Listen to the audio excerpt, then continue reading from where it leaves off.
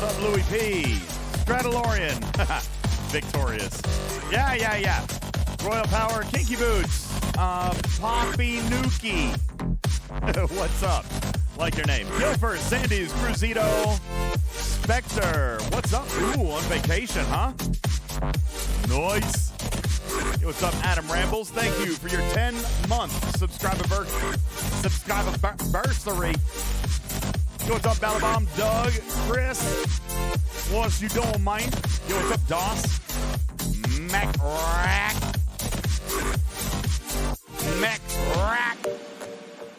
Yo. What's up, everybody? Ooh, oh my gosh. Really? Seriously, Garrick?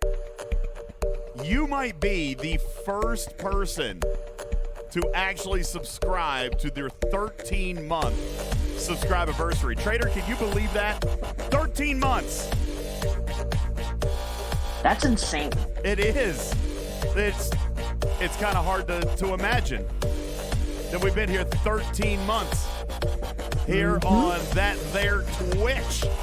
Blue Mandalorian following closely behind, 13 months. Thank you very much. Oh. Hold on. Got another one coming in. We got another one coming. Stradalorian, thank you for your hydrate. I will do that now. Oh. Trader with the 13-month subscribe-anniversary. What's up, TNT Assassin? Welcome. The Thunder from Down Under. Appreciate that. Now, why would I owe, hang on. Why would I owe Server 20 an apology?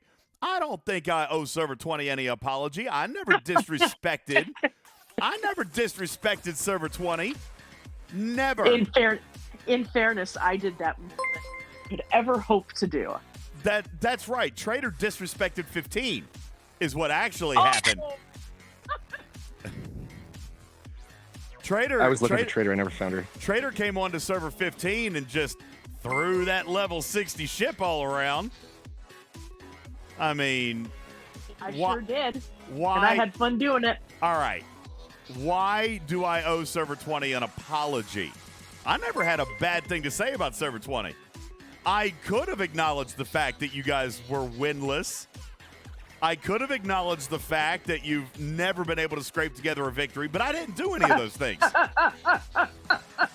I didn't do any of those things because any sports aficionado trader knows that anybody can beat anybody on any given day.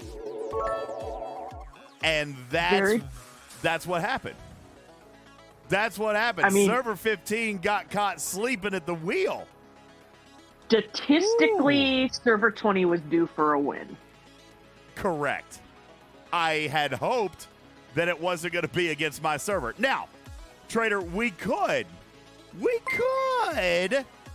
go one step further and say, well, it was just a test run, so it doesn't actually count. It's like a scrimmage, right? It's like practice game. Yeah. It's like spring training, right? They don't actually count. Preseason. Like the preseason, yeah. What was the final score on that? Oh, it was bad. It was bad. Ladies and gentlemen, for those of you who have missed all of the hype and celebration oozing out of Server 20 today, take a look at your screen. Look at that. They put it on us. I mean, in fairness, that was a lot closer than it was when I went to bed last night. Well, here's the deal. Someone got caught with their pants down overnight on Server 20. You know, I'll tell you this. These scores are ridiculous. We're going to talk about this a little bit tonight because I had some great conversations with a lot of great players. And again, this is what I love most about Incursions is getting to play with new people. Getting to play with people that we've known to and come to enjoy in our community. I saw Tabby Moza. I saw Captain Andrew Stevens. I saw Captain Mark. I saw Emperor Jew. I had a couple good matches with Tabby Moza. Absolutely. It's fun. There were several. Stradalorian, I believe I ran into him. It was I had unbelievable. a lot of fun with Bayonetta and Jonathan Ingram. Bayonetta is fantastic. Yep, he's amazing. Jonathan Ingram. Did you ever get a chance to play with Wardot, or did he avoid you the whole time? I killed his Q, and then he ran away from me. Wardot! What? That's right, Louis P. Ran into Louis P. That's right, any given Sunday, Mock Ranger. Let me say, go ahead. I was just going to say to McSurgeon, I will give Server 20 the respect it's due. We are now not totally defeated is what Server 20 is. Absolutely. Yeah. Oh, excuse me, I'm dying. Look at that. Tiberius rated in? Tiberius, yeah, I was just getting ready to say that. Tiberius rating in with his, what does he call his community? Tiberians. Everything is that he has a. Everything is an Ian. Name. Remember, we did this on a previous show. Yes, that's right. Everything is an Ian. All right. So Tiberians, thank you for rating in. Tiberius, mwah, thank you.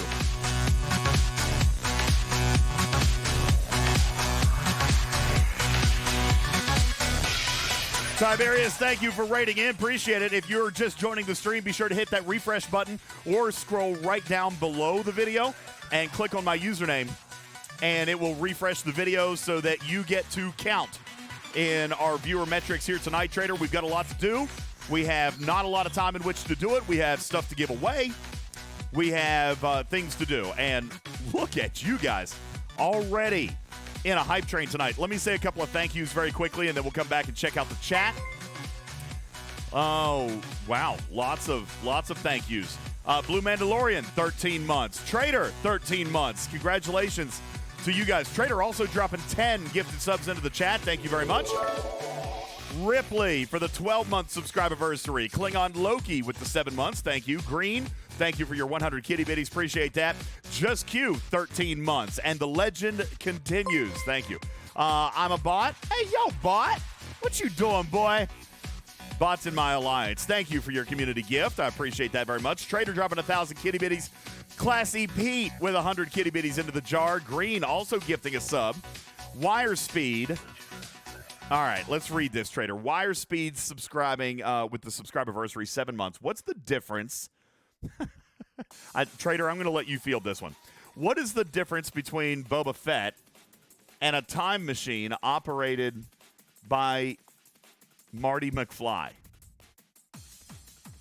No idea. This is, by the way, I didn't make this up. This is what he writes. One's a Mandalorian. The other is a Mandalorian. May the 4th be with you. Okay. Well, listen. When I read it in my head, I didn't think it was this funny until I read it out loud, and I'm like, oh, okay, I get it now. I get it. I like it, Wire Speed. Thank you. Appreciate that. D-Lau with 100 bits. Trader with another 10 gifted. Thank you. Yaxum with the 8-month resub. Heavy Tater with the 12-month resub. What's up, DJs? What's up with you, Heavy Tater? Green with another 100 bits. Thank you. Balabom, 8-month resub. Crazy with the 6-month resub. Blue DeLorean. Blue DeLorean. That works too. May the 4th be with you, everybody. Appreciate you guys all being here. Joker says, Server 15 fought well.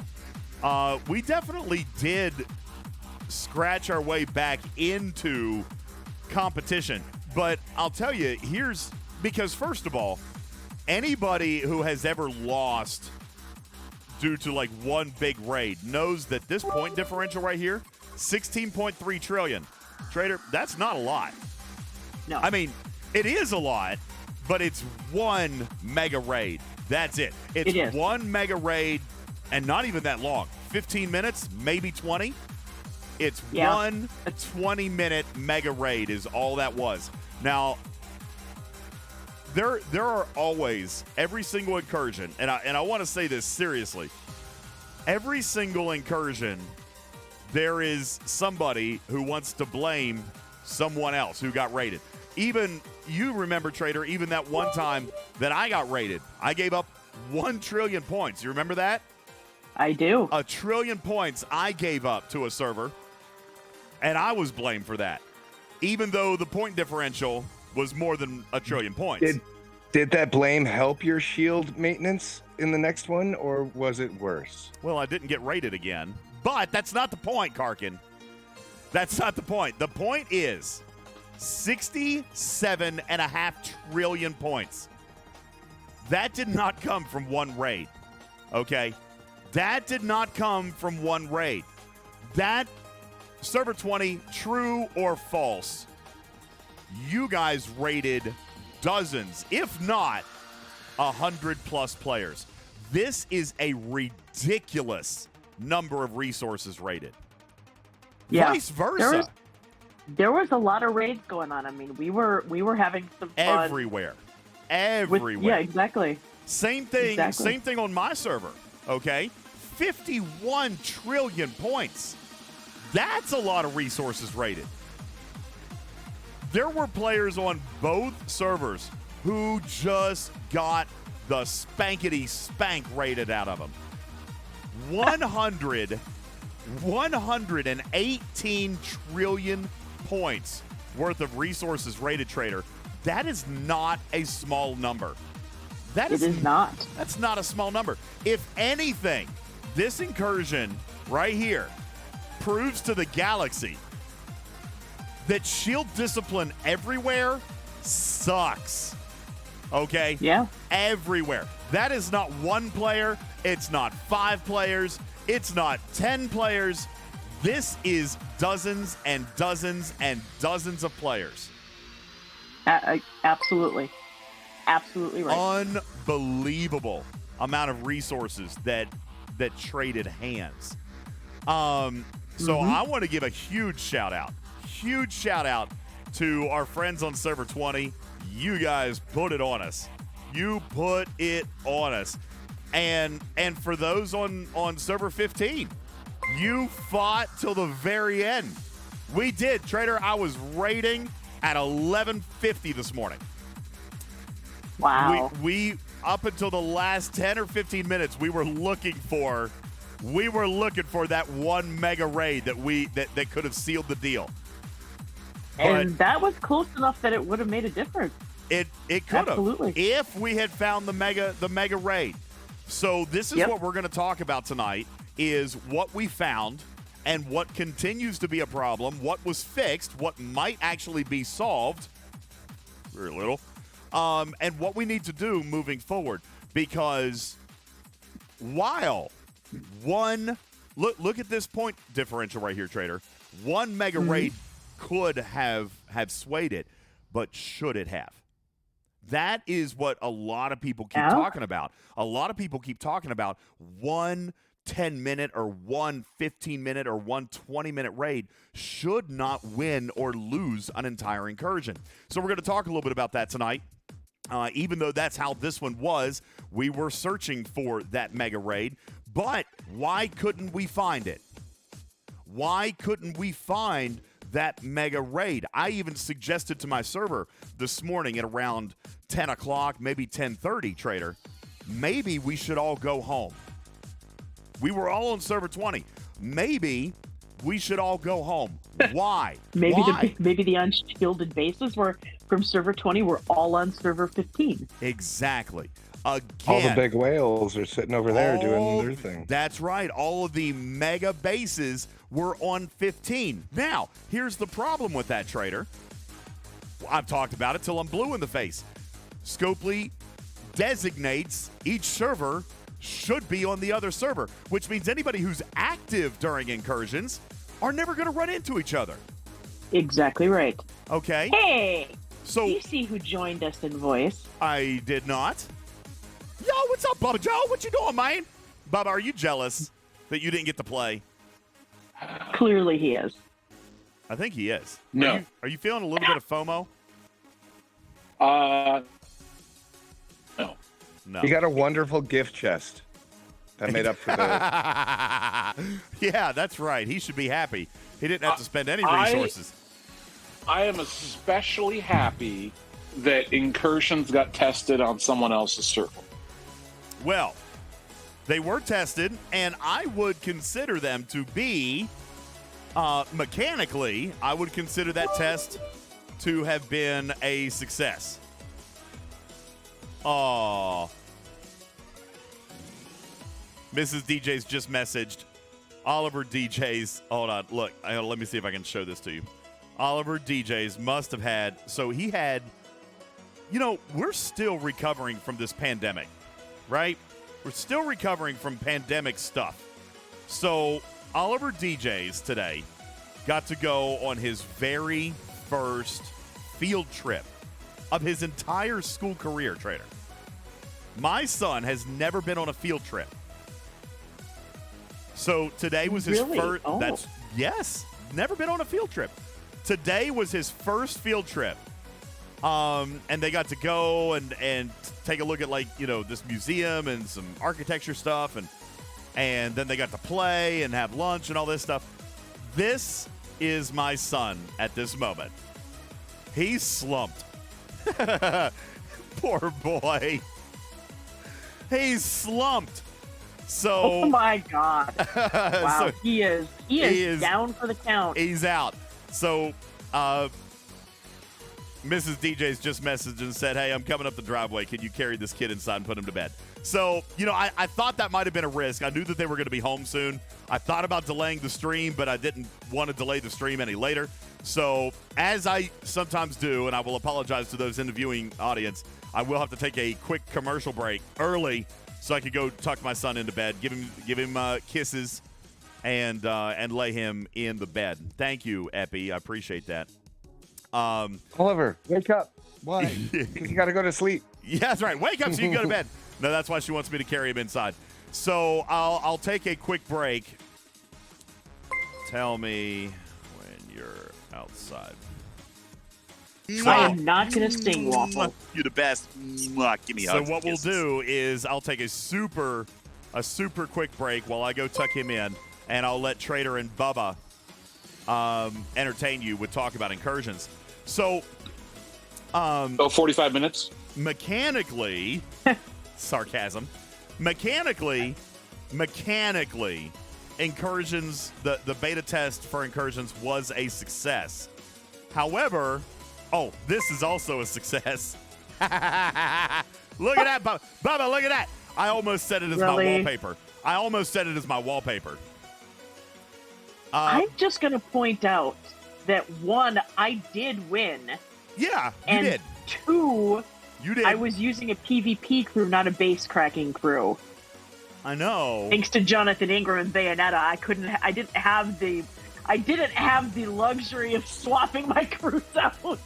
Thank you, Bayonetta, and thank you, Jonathan Ingram, for giving me this screenshot. Because this screenshot shows that Trader almost died on my base. Almost. Almost only counts in horseshoes and hand grenades. I know. I mean, you still cracked me. But, I mean, it was a 450 And million nuclear power warfare. ship. That's right. Real quick, Stradaloyan and Royal Power, thank you for your hydrates. I'll do that now. And it would appear, With Trader, a little tweaking, I think you could have done it. Yeah? With a little tweaking, I wouldn't have taken that much damage either. True. If I had stung her first, she would have died. Tiberius, yeah, I like that. Tiberius says, and DJs almost didn't get thrown in the pool in LA. Even if you had gone with a ROM cracking crew, he's got Crass up there, so your stop, that would have actually been beneficial for him. Yeah. There's other base cracking crews out there, but, No, I was just going with the So now, off. Stradalorian has asked me to change this to be my name, but... Oh, sorry, Stradalorian. Apparently, I cannot. Apparently, somebody in the game already has this. well, can't rename it like Victorious DJs or something like that. I wasn't exactly victorious, was I? No, you were not. DJ's DJ's got his butt kicked. Congrats, server 20. How's that? Can I do that? That's kind. That's kind. That's nice. That is. All right. That is kind. All right. That's nice and that's kind right there. So thank you, Stradalorian, for your name change. I appreciate that. Captain Yam has asked for a random thought, which is going to have to wait until. Oh no, you're going to see my stupid news. Almost won. It's my stupid news prep. All right, you're going to have to wait just a second because Mrs. DJz is now in the driveway. So, Trader, I'm going to go to the screen, and you and Bubba get to tell jokes and sing to each other. I'll be right back. All right, Bubba, sing to me. Dead air. 1, 2, 3, 4, 5, 6, 7, 8, 9, 10, 11, 12. That was both my lyrically wonderful and informative. So I'm thinking that DJ and everyone on DJ's server should rename themselves The Biggest Loser. I agree. So Tiberius has a good question. What was the most embarrassing thing that happened to DJs in LA? It had to be the bull ride. Yeah. Where he lost his grip and then ended up like going forward and trying to wrap his arms around the neck of the thing so he wouldn't fall off. That was pretty awesome. I was not the den mother. That was Arian. Arian was the den mother. Arian took care of everyone. She was awesome. Yes. Arian is the best. There was no karaoke. I did not drink enough to sing. Totally should have been karaoke. Well, you know, him getting caught with the cups, yeah. But that's not like embarrassing. That was like very deliberate. So what you guys don't realize is there was a point where he was standing in front of both Beck and Eco, talking to them about where we were going to go to dinner. And he had those mugs in his hand, right in front of the two of them. And neither one actually saw them. Neither one said a thing. If we're saying the most embarrassing moment, like total, that might be it, because both of them were a little beside themselves, both Echo and Beck. But if we're talking about the most embarrassing DJ moment, it's clearly the bull. Like, it's not close. Yes. Agreed. So we actually stayed at an Airbnb in Anaheim, a Star Wars themed Airbnb, and it was really great. The beds were hard as a rock. I could barely stand upright because I'm old and my back was creaky. But it actually was a lot of fun. And my role there, what do you mean, what's my role? They were showcasing the prison cells in the Death Star. That's what they were showing with those beds. That. So Louis wants to know who surprised me the most when meeting them.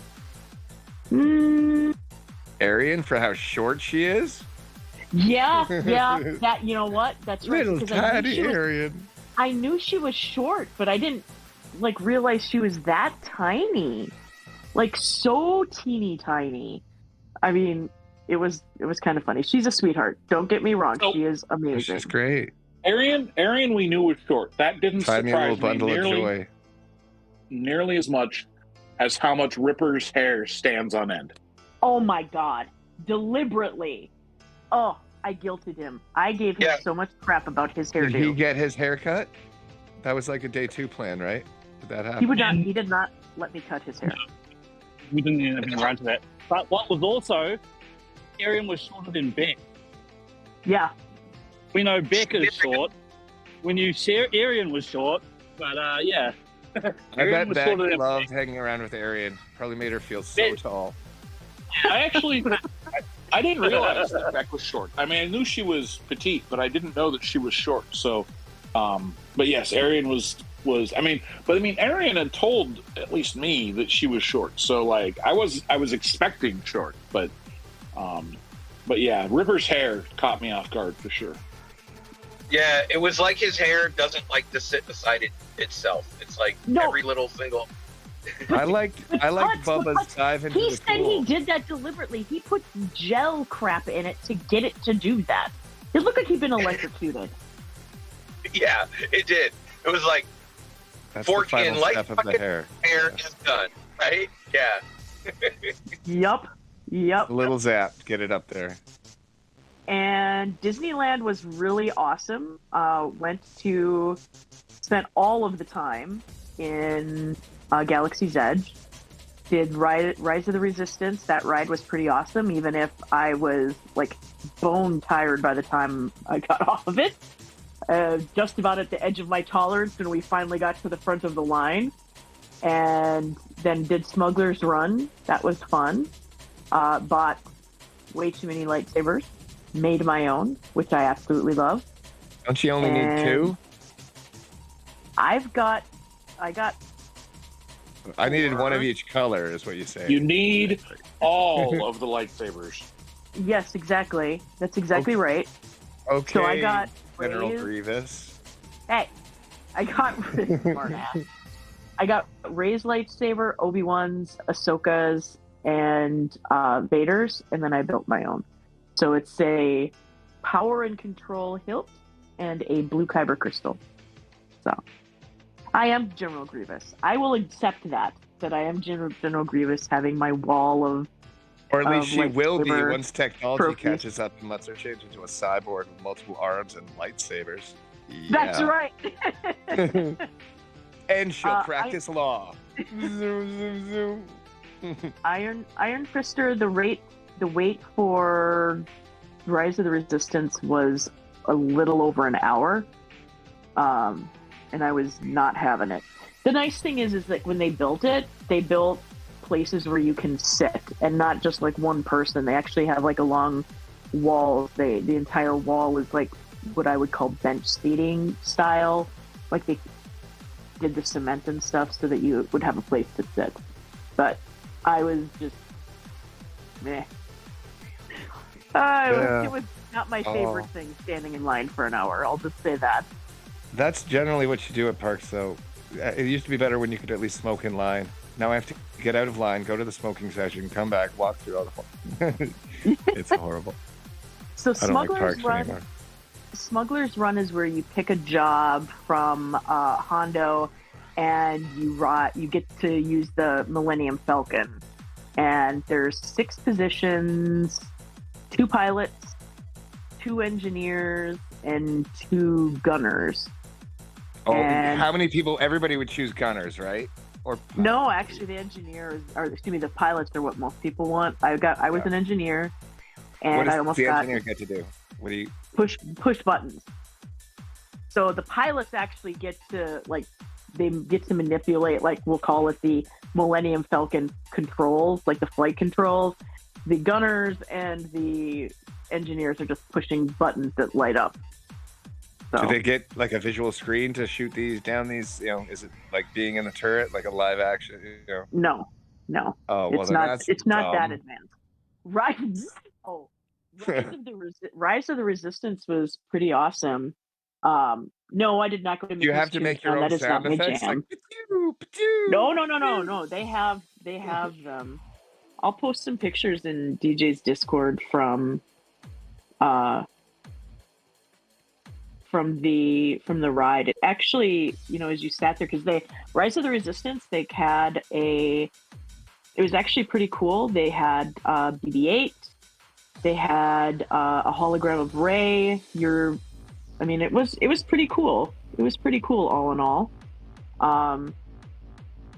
Like I said, it took forever to get through to the front, but and it was worth it. Some of ride my itself- best times in the airs was just talking to the people around me in the ride lines. Meet some interesting people. Have some I do not weird- talk to weird random kind- strangers.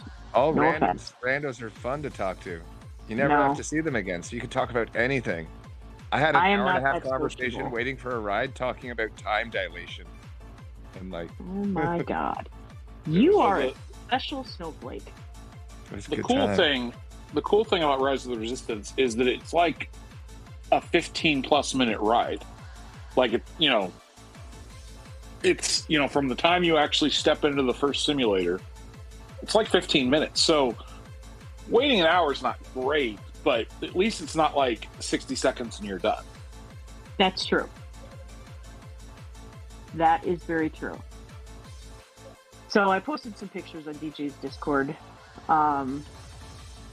from both of the rides.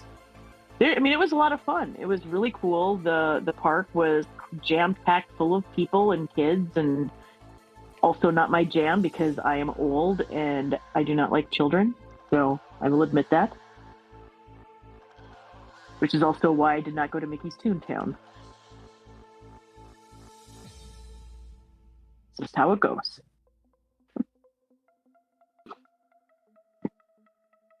Hong Kong rides are like that wait for an hour for 20-second ride. Yeah, that's yeah. I can't do that. I don't do rides that either just spin or just go up and down. Like those, well, they're not too bad, but like, yeah, if they're just locked in place and just spin, I'm not down for that. Or the ship one that just goes up and down and spins you around, you know. So Smuggler's Run is kind of like that. It's basically like a flight simulator. And if you've ever been on one of those, so you're moving up and down and kind of jerking side to side, and that was not my favorite thing. I love roller coasters, but that is not my jam. I'm sure having like the separate visual aspect where it's tied to like I'm assuming those side jerks are like when you're getting hit or something, when like trying to avoid obstacles. Yeah, McSurgeon, don't guilt me for not going to Mickey's Toontown. I am way too old to go to places like that. Just way too old.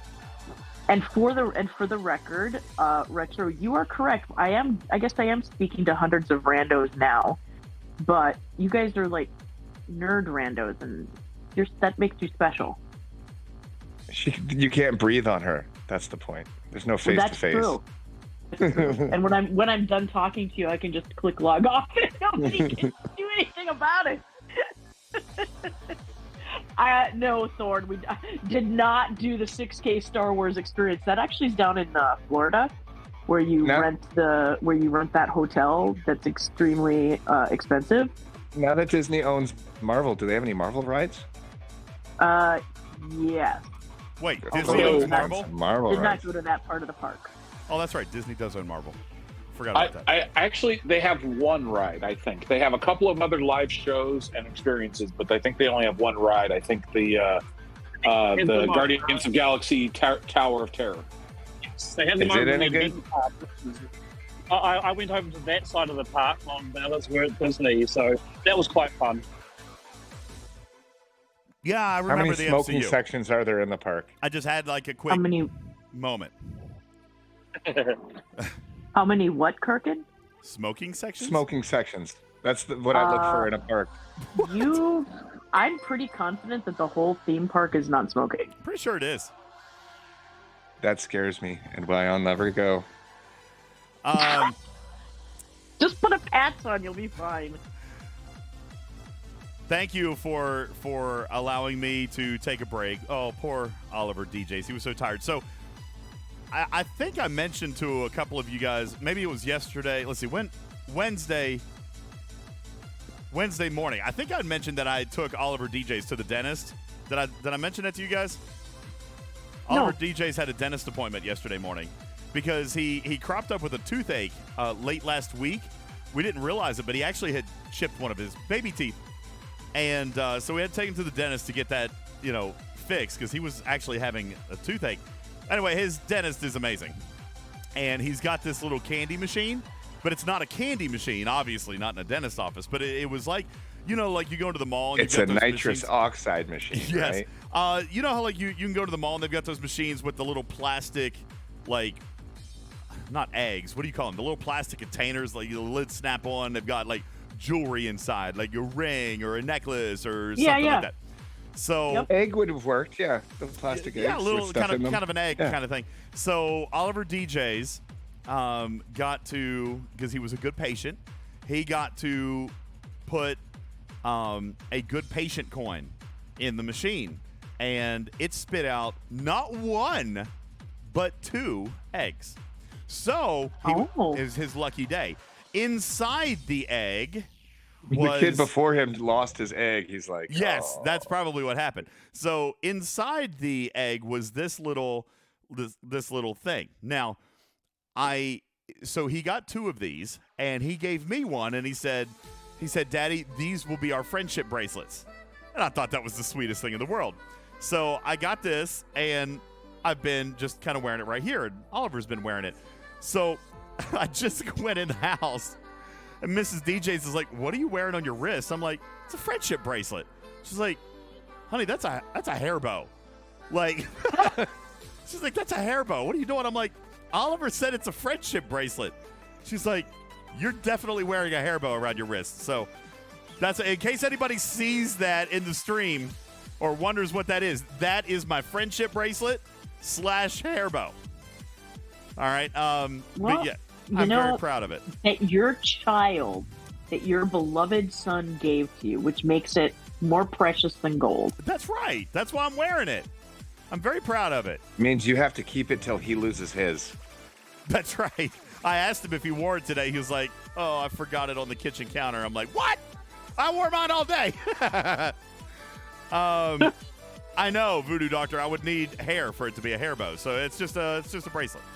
Anyway, all right. Before I left, I was trying to get caught up on thank yous and Toy Mice redeems and all this stuff. So let me do this super quick. Captain Yem asked for a random thought. I actually wrote this one last week. How many of you guys have a printer at work that hates your life? Right? Like, yeah, everybody has had that run-in with that printer. And one of my coworkers told me this. I don't know if he made it up or if he read it somewhere, but it made me laugh out loud. He named my printer. He actually went into the computer settings and he renamed my printer to Bob Marley because it's always jamming. Get it? It's always jamming. I like it. I approve. He legit renamed my printer Bob Marley. I left it. It's amazing, and I'm very happy about it. There you go. That was your random thought, and I heard Trader laugh at it, Captain Yam, so it's legit. Gone Card, thank you for your hydrate. I'll do that now. All right. Now, let me say a couple of quick thank yous, and then we're going to get into some more incursions data. Because, Trader, I did find a bug. I did indeed. Crazy enough, I didn't find the bug until after incursions was over. Okay. And I would be willing to bet that nobody probably paid attention to this particular mechanic. As a matter of fact, it was a member of my own alliance who brought it to my attention and said, "Yo, something weird happened." And I started digging, and by golly, he was right. So I'm going to show you that here in just a second. Ninth Maverick, thank you for your 7-month resub. Arian, thank you for your 13-month resub. Appreciate that. Savage Darkness with your 10-month resub. Appreciate that. Looser with the 12 months. Spaceballs, 12 months with DJ. Thank you, Spaceballs, for your 12-month subscribe-anniversary. Toby, thank you for your 4 months. Chief Micmac, thank you for following the channel. Welcome to the litter box. Snake, thank you for following the channel. Appreciate that. I don't know if I should actually read your whole name, but it's very clever. I like it. Just don't think it's PG-13. Snake, thank you for following the channel. Welcome to the litter box. Sergeant Epi, thank you for your 6-month subscriber anniversary. Benny Hill with 5 kitty bitties. Nessie with the 5-month resub.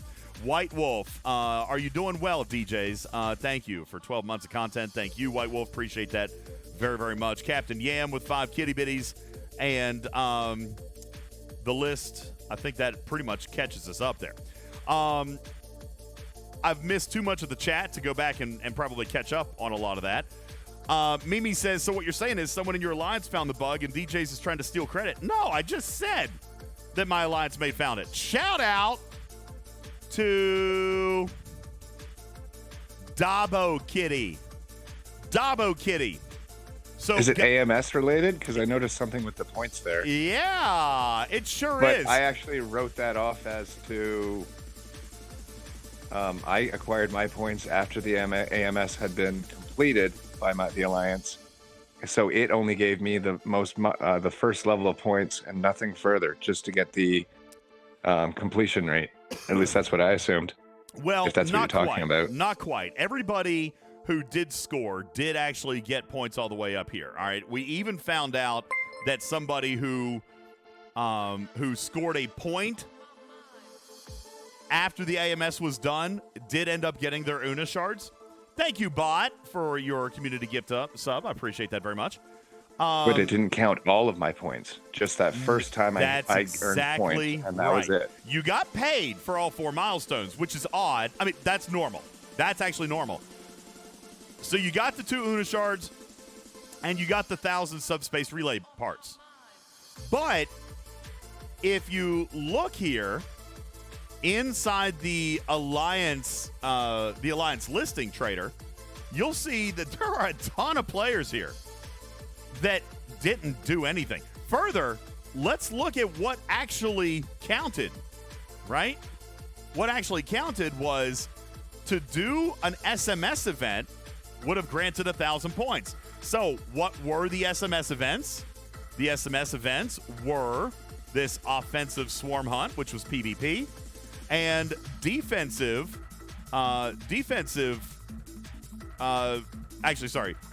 was killing swarm, defensive was Franklin A PvP. All right. So when you finish this solo milestone, as we typically see, Trader, there would have been a hidden trigger. All right. We've seen these things a million times. All right.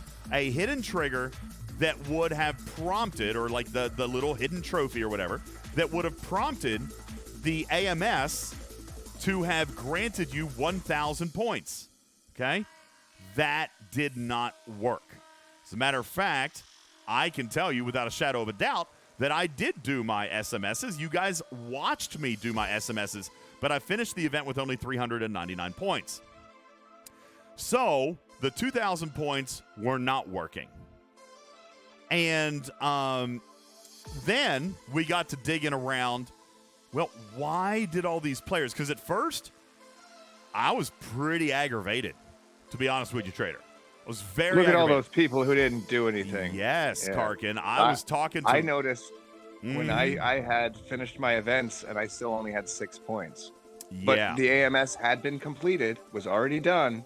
But I was like, okay, so I figured that it just allowed me to join the group, that of points to get completion, but didn't count any points further because the event had been completed. You got it. That was my theory. That's kind of what we expect probably happened. All right.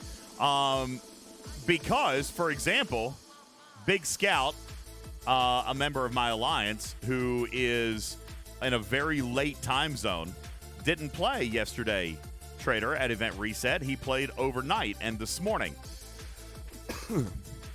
And even this morning was involved in a huge kerfuffle over on Server 20. I watched him wrecking players. So there's no way that he only got 18 points when these were the PvP points that could have been done. Further, like I said, we already proved that the 1,000 points thing wasn't working.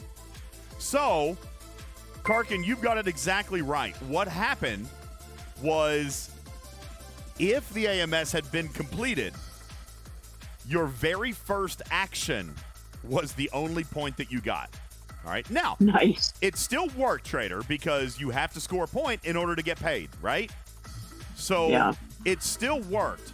But, for example, Scout, obviously, his one and only action was a PvP win on Server 20 because he got 18 points. All right. That was his first action within Incursions because he had exactly 18 points, as did many of these other players. All right. These players, for example, Zeb, his first action was a PvP loss on Server 15. Okay. And what's more interesting is that this Alliance milestone was completed in such a way that there were this small handful of players right here that must have logged in only a moment or two before the AMS was completed, because 27 points. That might have been 2 or 3 kills or 30 points. All right. And then you see them start to rapidly jump.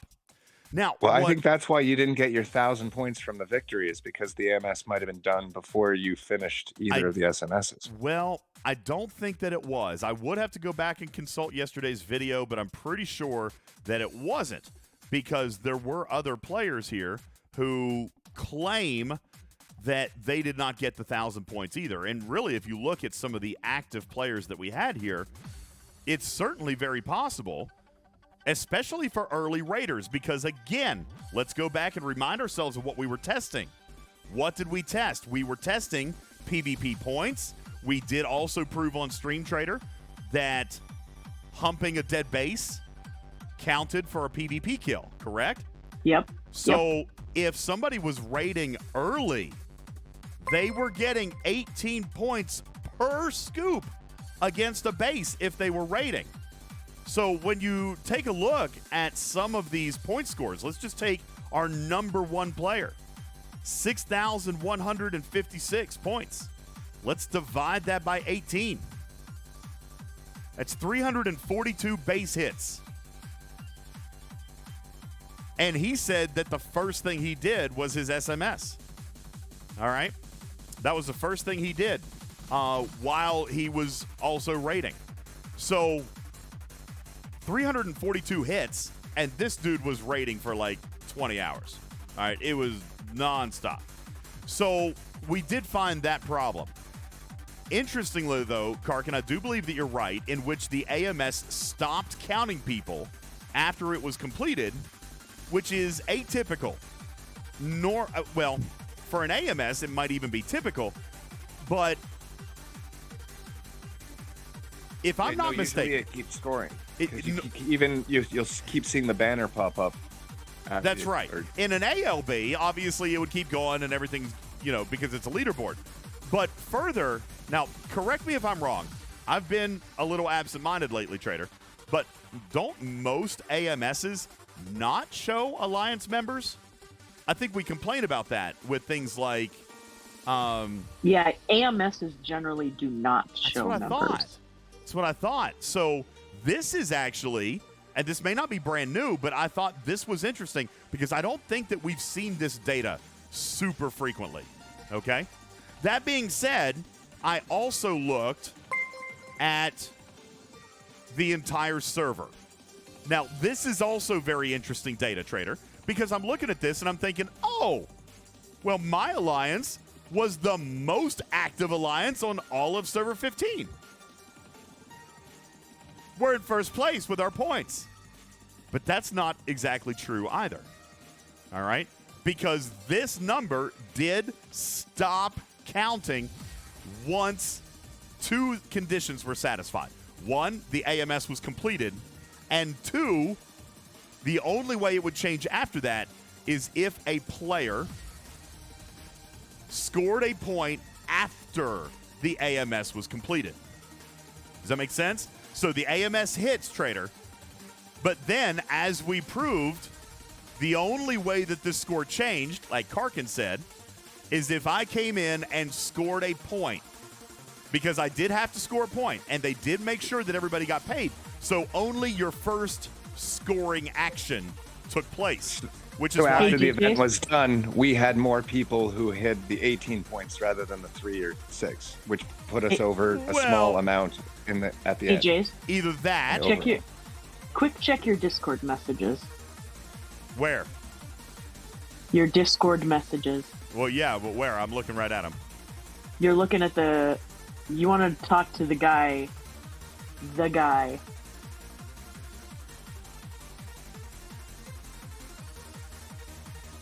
Oh, did he message you? Yes, to tell you to read your message. Okay, I see you. Okay, I see you. Sorry, what are you doing? What are you doing, baby boy? See, you can't.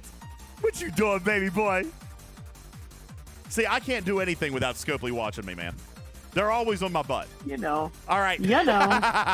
What you doing, boy? So Scopely's watching. What's up, Scopes? So when are the other servers getting incursions? I'll answer that in a minute. All right. Now. All right, so I'm being told that alliance members on AMSs was added only a couple of months ago. I thought that was relatively new. So that's a cool thing. By the way, that is a cool thing. We'd like to be able to track activity and things like that. So that's a good thing. That being said, I want to come back here to but the if AMS. the information is skewed, how much is that really doing for us? Well, like, what are we getting out of the information we have right here? Except what we're getting out of the information here is who didn't start playing early. That's, right? all you got. That's all you got is who didn't start playing early. Further, I was thinking, oh, look at my alliance. We were the most active alliance. No, what that means is actually probably, Trader, quite the opposite. It means that the fewest number of players finished the AMS fastest. So we probably did finish the AMS very, very quickly with the fewest number of players. Because then, after that, we had all these other players that trickled in after the AMS was done. What that tells me is not exactly something that we should be super braggy about. Well, there's also the variable of those numbers at the end, because you only get one number. So if you did a bigger number, like I did, I only had 6 points, so I killed someone on 15. Correct. But if we had a larger majority of those people do the 18 points, only points that, that could have just, changed the amount by a couple hundred. That's true, but everybody with a score of 18 and down, which was 55 through 94, 39 players scored after the event was already done. So if anything, Trader, this tells me that my alliance was late to the party. Like, I can look at this and be happy that we had the highest score. All that tells me is we had the most number of players start late. We totally planned it that way so that we could be on top. Yeah. I'm sure we did. That's the power of planning. I'm sure we did. All right. But what kind of tipped me off to this, Trader, was how close a lot of these scores were. I was looking at these scores and I'm thinking, golly, these are super close. Like, how are they this close? And that's when we started digging into it. Rev was involved as well. And we started looking at this and trying to figure out why this was so tight. So then I asked Rev for the server 20 listing. And we got that. And it was even closer than ours, Trader. Here is the point breakdown from server 20. And again, IA with a similar situation to my own, in which the fewer number of players actually finished the AMS before the broader majority of their players came out. Now, Duval says, why is it a secret? Wait, what? Not sure why it's a secret. I'm not saying that it's a secret. I just said I would answer it in a minute. I'm in the middle of a thought. All right. So IA was in a similar boat, Trader, in which the fewest number of players finished the AMS while the rest of the alliance kind of trickled in a little bit afterwards. But you look at these scores, same thing. 225 points separating first and second. And this is strictly the number of players that came in and scored after the AMS was complete. We reported this up to Scopely, and they acknowledged that the trigger token was in fact missing, Trader.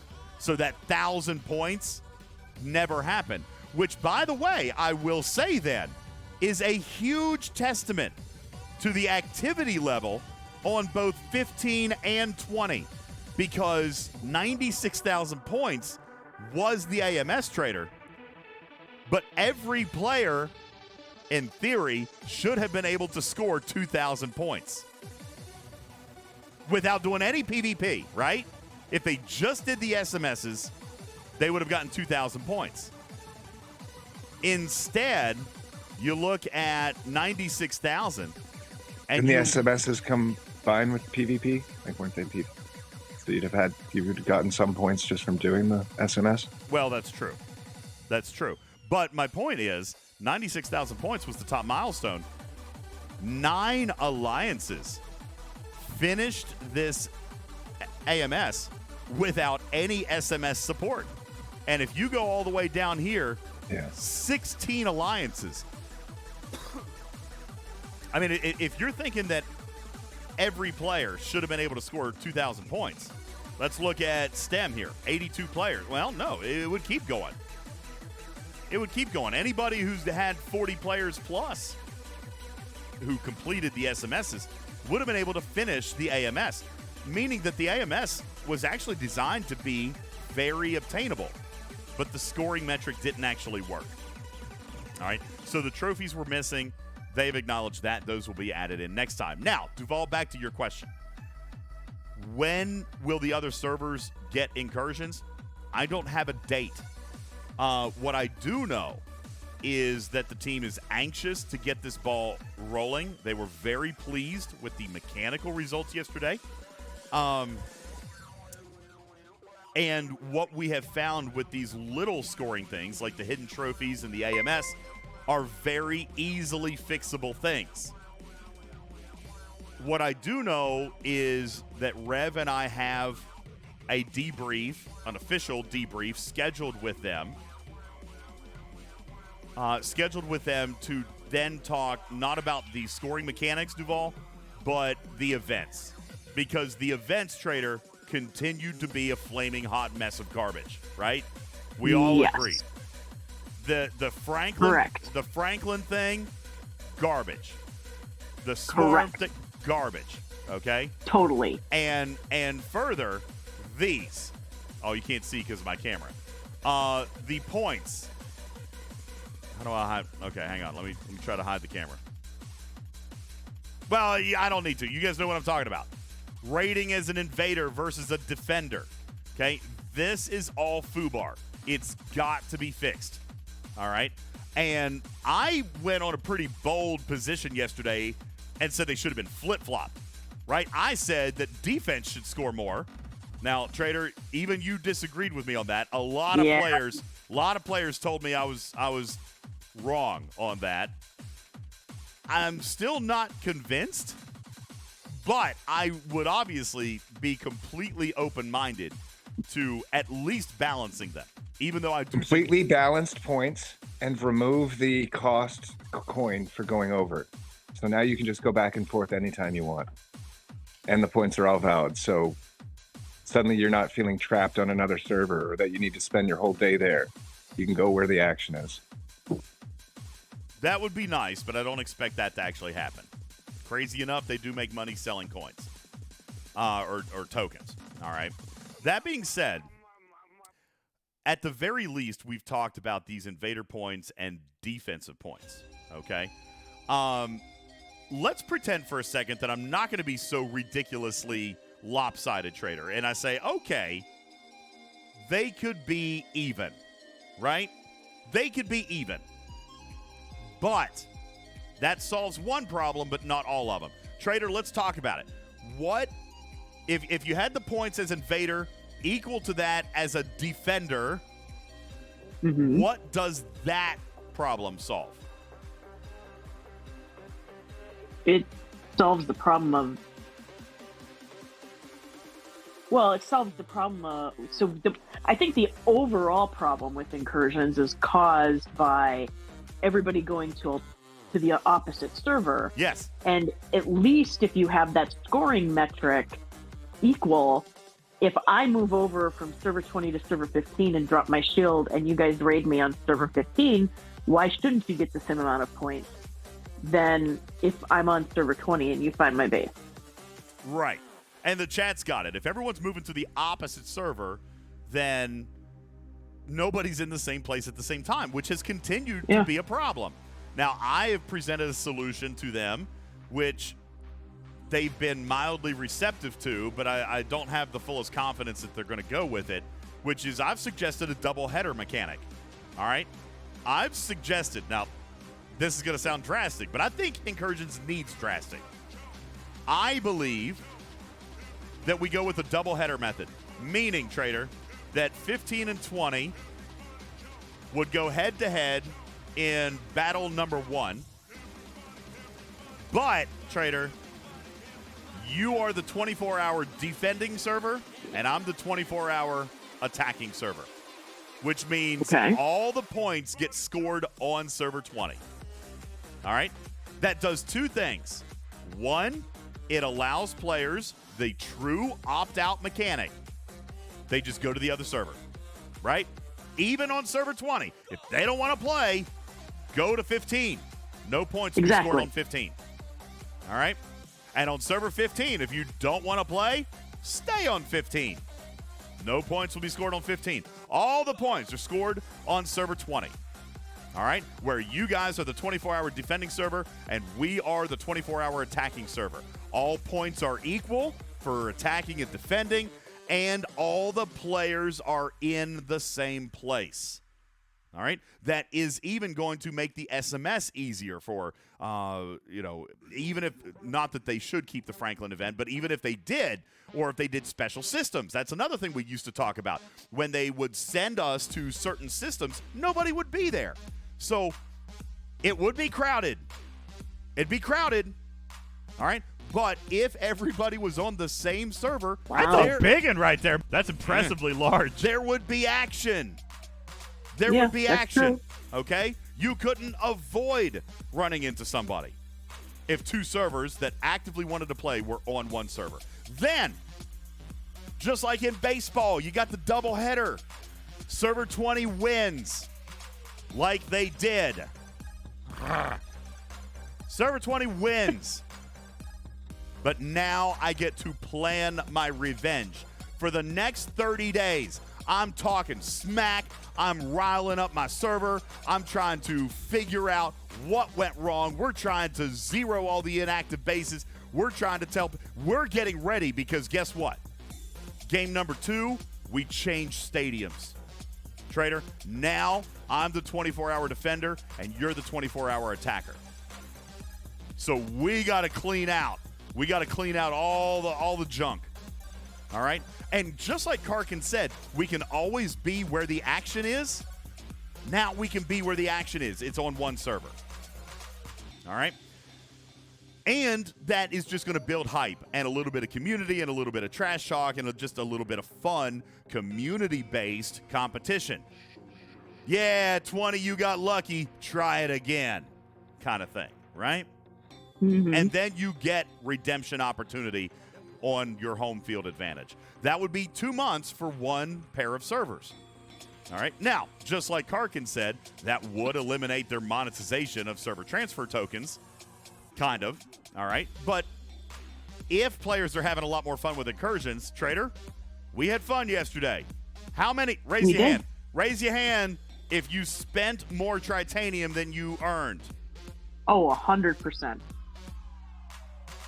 Like, not even close. I probably spent close to 500 billion tritanium. It's just stupid. I sent my ships up against Trader. I sent my ships up against Captain Andrew Stevens.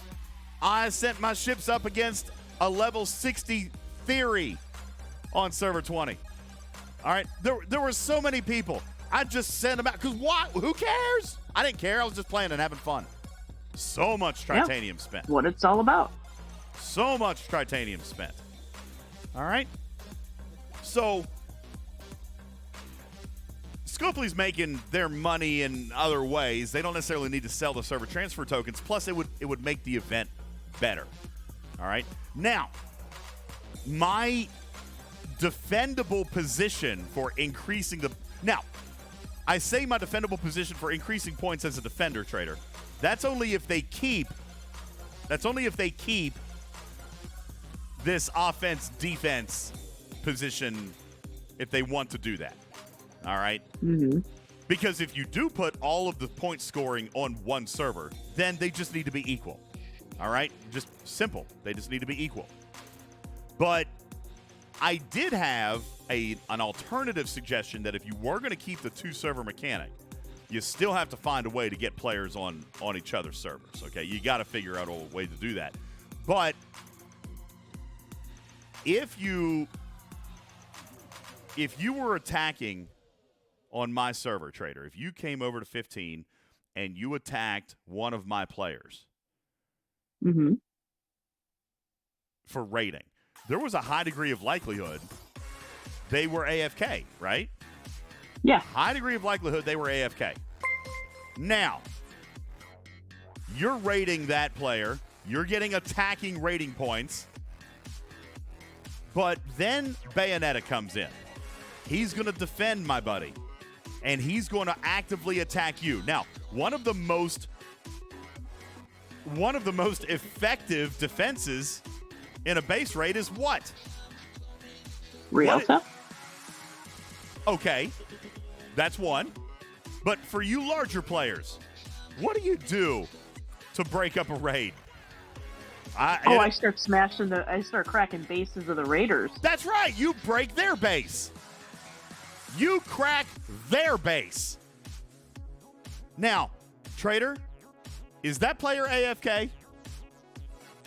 No, absolutely not. They're online. They're actively playing, which means you're only going to get a couple of hits if you're lucky, right? They might be bold, like me, and get scooped probably 10 times. I gave up 1 trillion points yesterday. I was online. I did not get raided offline, but I still probably gave up. It wasn't 1 trillion points. I got scooped for 2 billion probably throughout the entire 24 hours, probably 10 to 12 times. Is that 1 trillion points? Probably not. Because they would have rated me. So. They would have rated me as a defender. Now, I was on server 20. If they cracked me and scooped me, even though I'm online and I'm trying to raid their buddy, they only, for the entire 24 hours, only got me 10 times. Because I was active, I was online, but they still bested me, right? They still scooped me, and I was online. Is that harder to do or easier to do than humping a dead base? Oh, that is harder to do. It's much harder to do because they might be actively defending. They might have bold defense. They might throw up a shield. They might be repairing their guns. They might be repairing their ships. A number of things can happen where active defense is significantly harder to get into. So should those points be worth more? That is my position. That's my position on why defending points should actually be higher than attacking points. All right. Now, a lot of people have a lot of concern with that, but that's my logical reason is it's harder. Okay? So if you actively scoop me and I'm online and I'm attacking your buddy, that's a bigger feat than me humping a dead base. It should be worth more. Now, Retro says, how would the computer know the difference? The computer only knows the difference based on where you are. This is something that a lot of people don't know, and I probably shouldn't go into a lot of detail on this. But when you transfer over, your account is actually tagged, okay? You're coded as an attacker. If you stay on your own server, you're coded as a defender. These are parameters of your account during incursions. That is why, Trader, if you were on server 15 and one of your mortal enemies was on server 15 and you thought, well, I'm just going to scoop him while I'm at it, you do not score points. This is why you can't throw this event by offering up a base. Because, Trader, you will not score points on anybody from server 20. Not just on 15, but on 20 as well. Nobody scores PvP points, rating points, nothing points, kill points, nothing against your own server's players. Now, this has not always worked, but it worked yesterday, okay? Trader could have killed every server 20 player she saw, whether it was on 20 or 15. She would have scored a 0 point total for killing server 20 players. And that's how that's done. Because these events are written based on your target being the quote-unquote opposite tag that you are. So, Trader, if you're on 15, you are coded as an attacker or an invader, as it says. So, all these point scoring materials, these raid point score totals, oh, you can't see, but it's on the other side of the camera. It says raid 1 par steel as an invader, raid 1 titanium as an invader. Okay? As an invader, you can only raid defenders. As a defender, you can only raid attackers. That's how the event was written. So that's how the system knows. Okay? Now, Omicron, you say I still have to worry about those offering up their bases as a middle finger to their own server. Yes, but not to their own server, right? They would be offering up their base to somebody on the other server, which does happen, okay? It does happen. Yes, I still have a shield up. So that does happen, and I know it happens. It's happened to us. I think it's happened to you, Trader, where somebody rigs it, okay? It's possible. But that is how these events are actually coded and why attacking and defending does actually work, in my opinion, properly the way it does. But I think that the system still needs to keep those codes, right? Even if you do my doubleheader idea. But, Trader, server 20 would be permanently coded as a defender. Not based on where you're moving, but you're permanently coded as a defender for that event. And server 15 would be permanently coded as an attacker for that 24 hours. And that's not only does that fix putting players in the same place at the same time, but I also think it gives life. I think it gives life to this feature, because now every pairing will be 2 months instead of 1. And I don't think it'll be quite as boring or dull for us, because after somebody gets their tail whipped, they've got a month to think about it. You know what I'm saying? They got a month to sweat it out and figure out and trash talk and figure out how they're going to go back and get it. And Trader, the server that wins is going to have a month of trash talk. You know? They're going to have a month of neener, right? Server 20, how great would it be? Yo, server 15, let me just real quick. Server 15, sound off in the chat. How many of you guys want another shot at server 20? I mean, let's face it. Our incursions record, how many times have we lost? I think twice? Once, maybe? I think twice. I think we've lost twice. So we've got a winning record.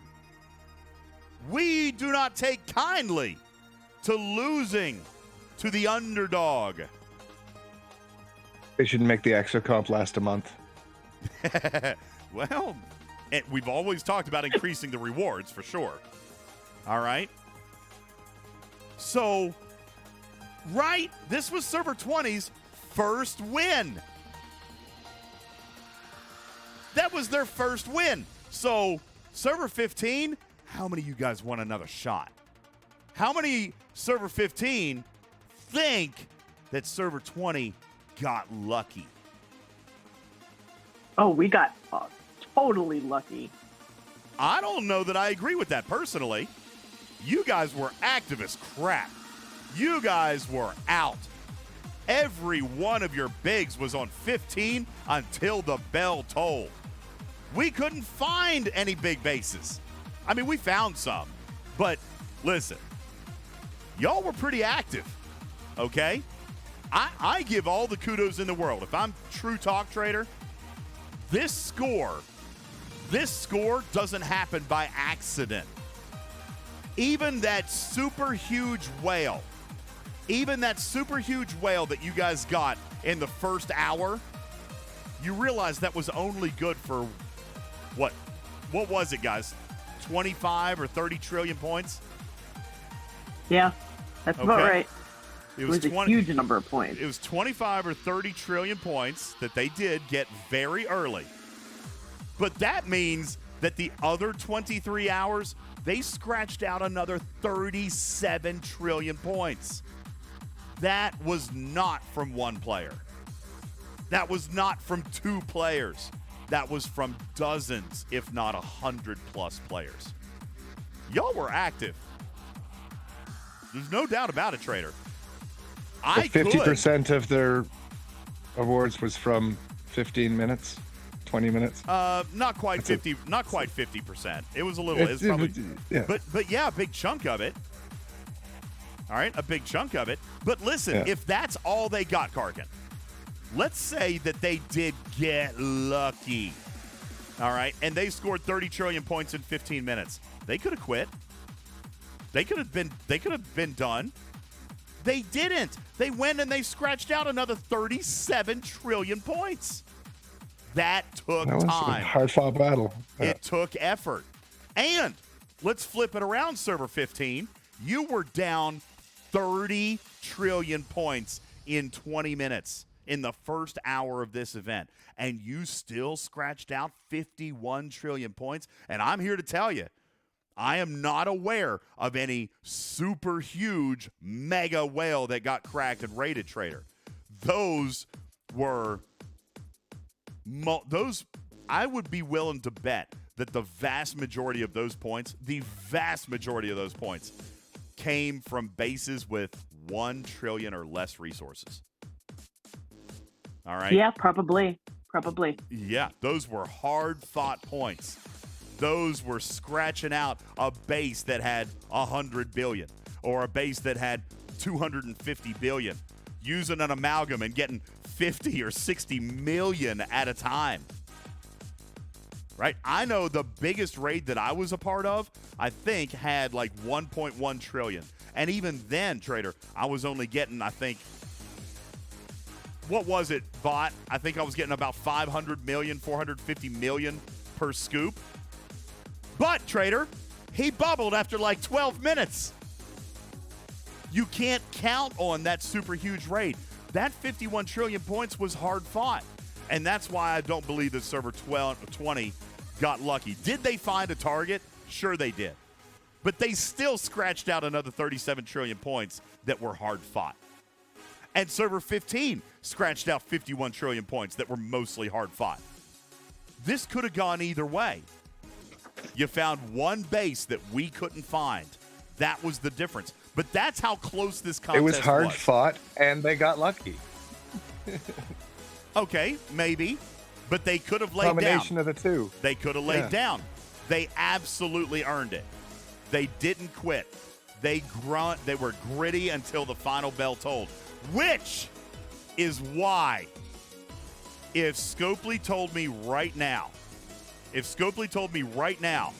all right, DJs, we're going to try it your way.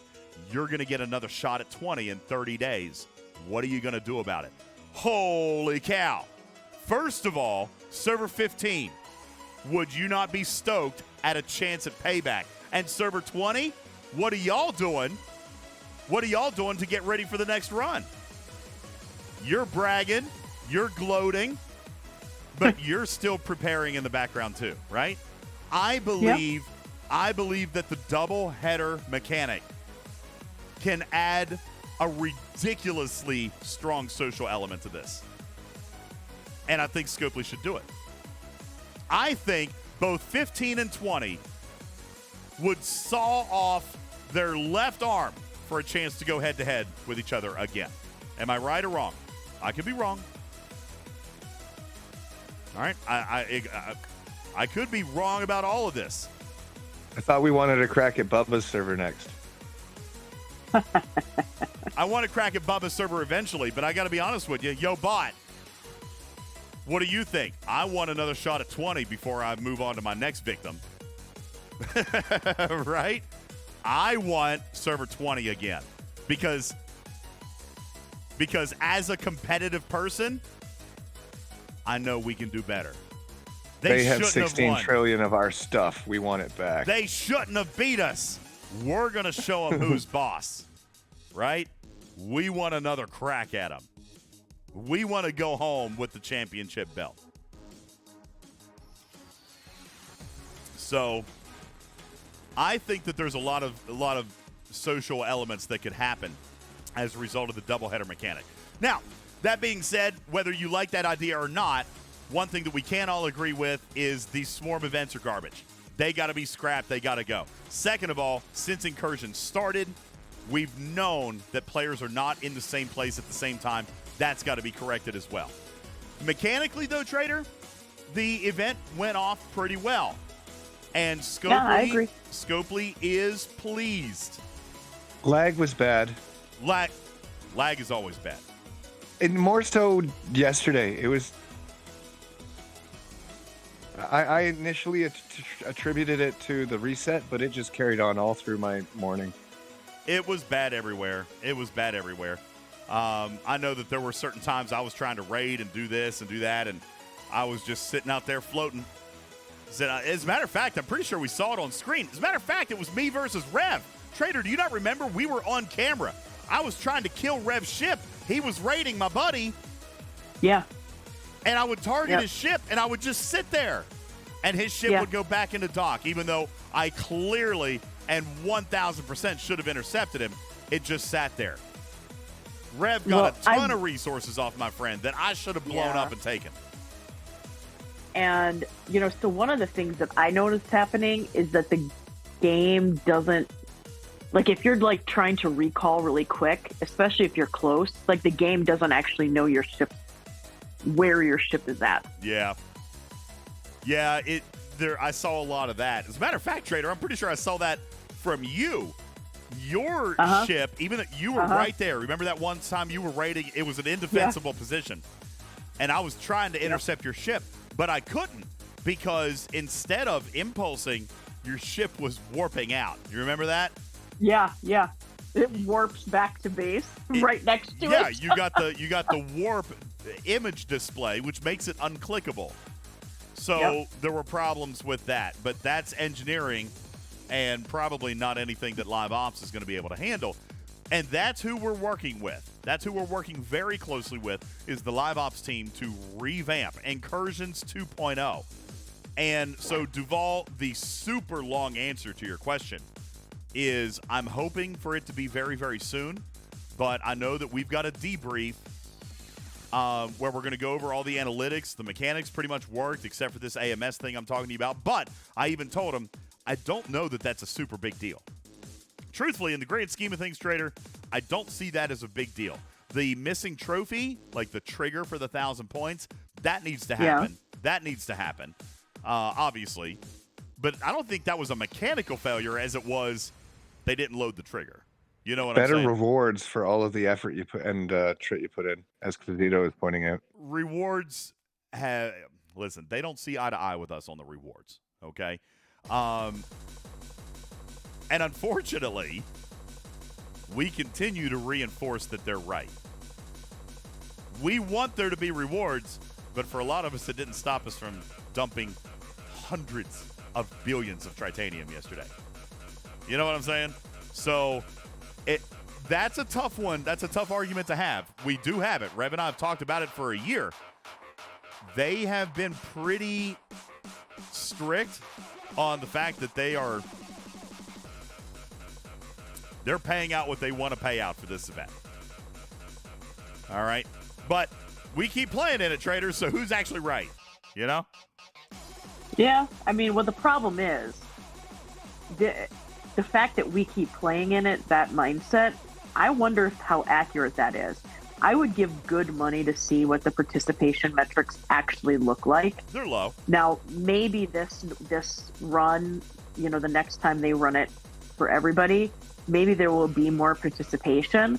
I know I participated in this run of Incursions because it was against your server, and you would be playing, and I knew I was going to have fun.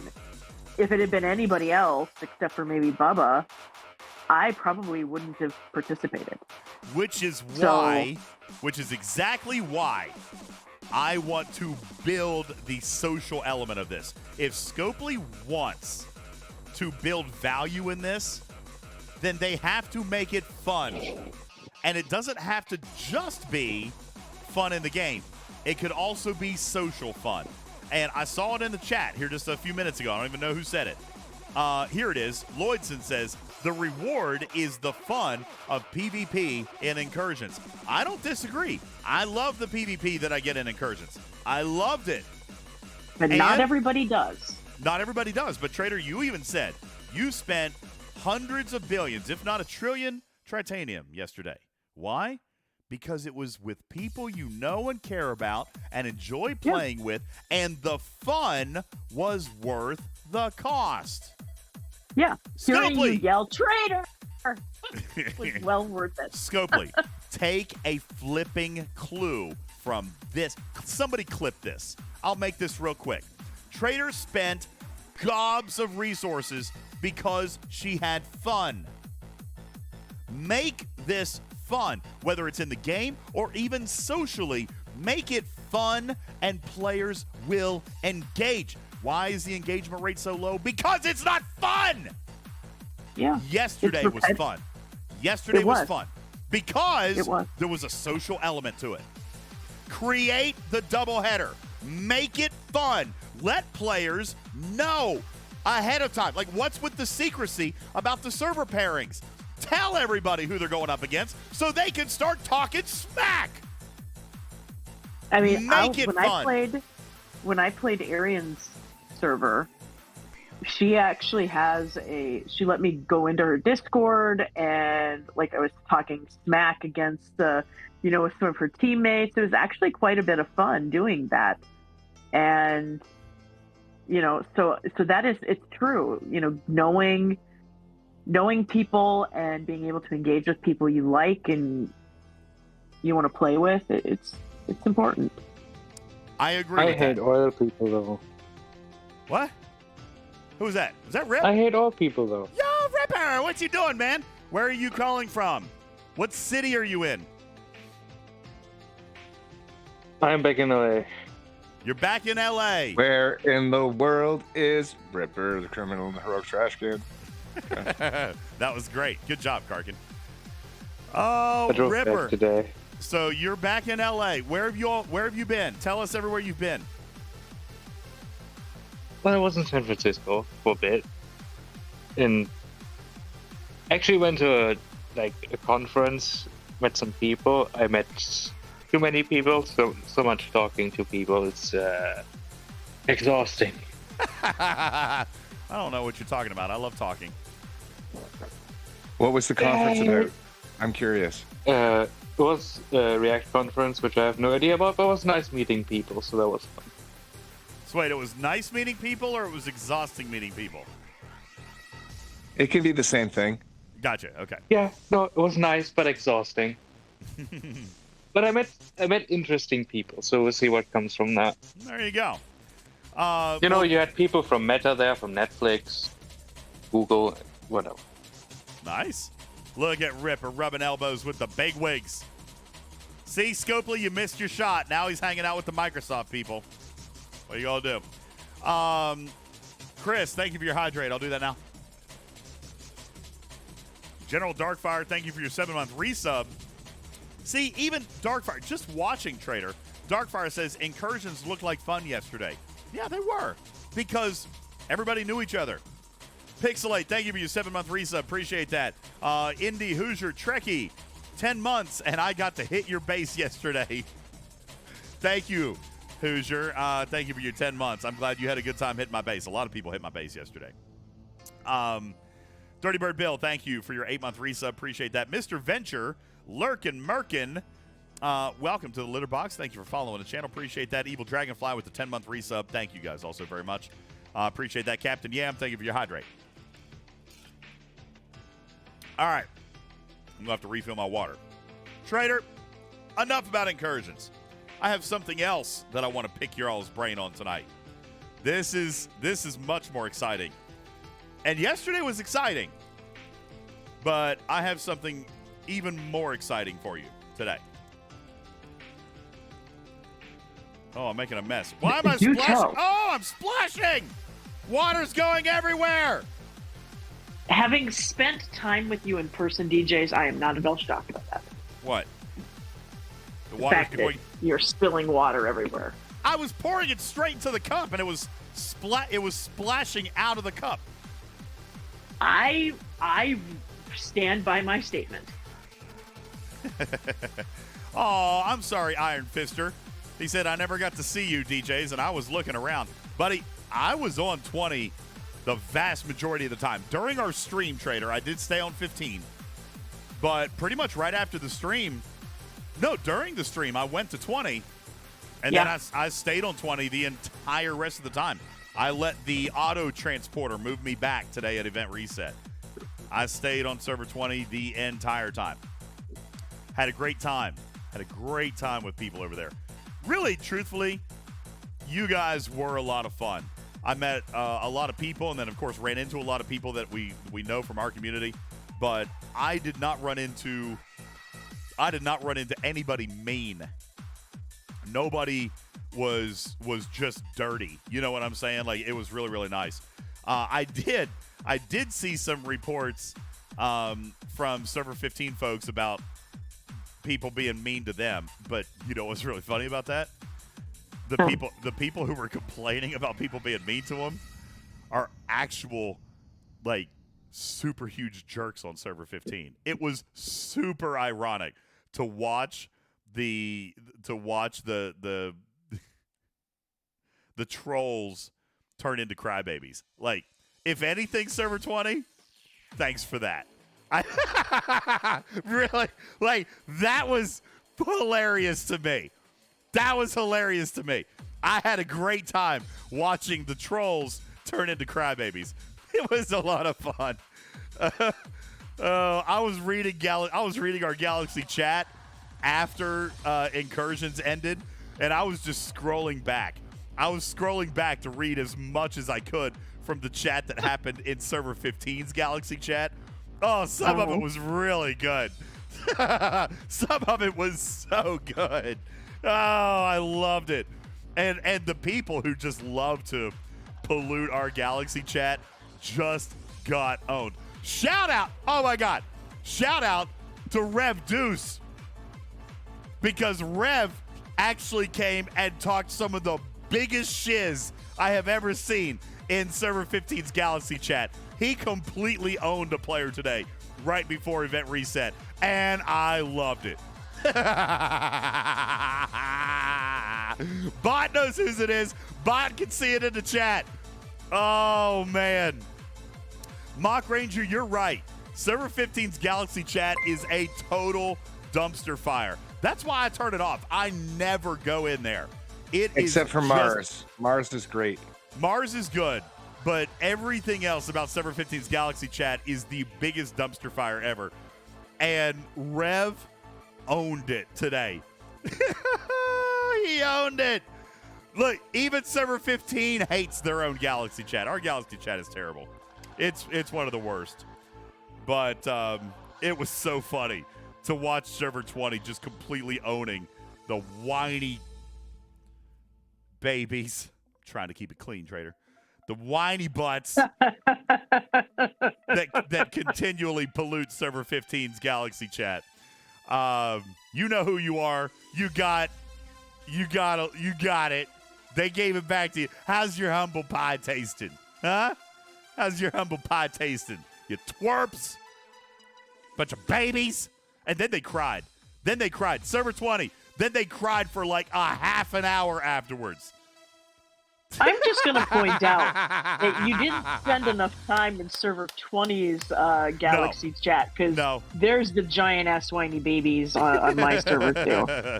Well, I thought it was hilarious reading what I got to read today in Server 15's Galaxy chat. It was amazing.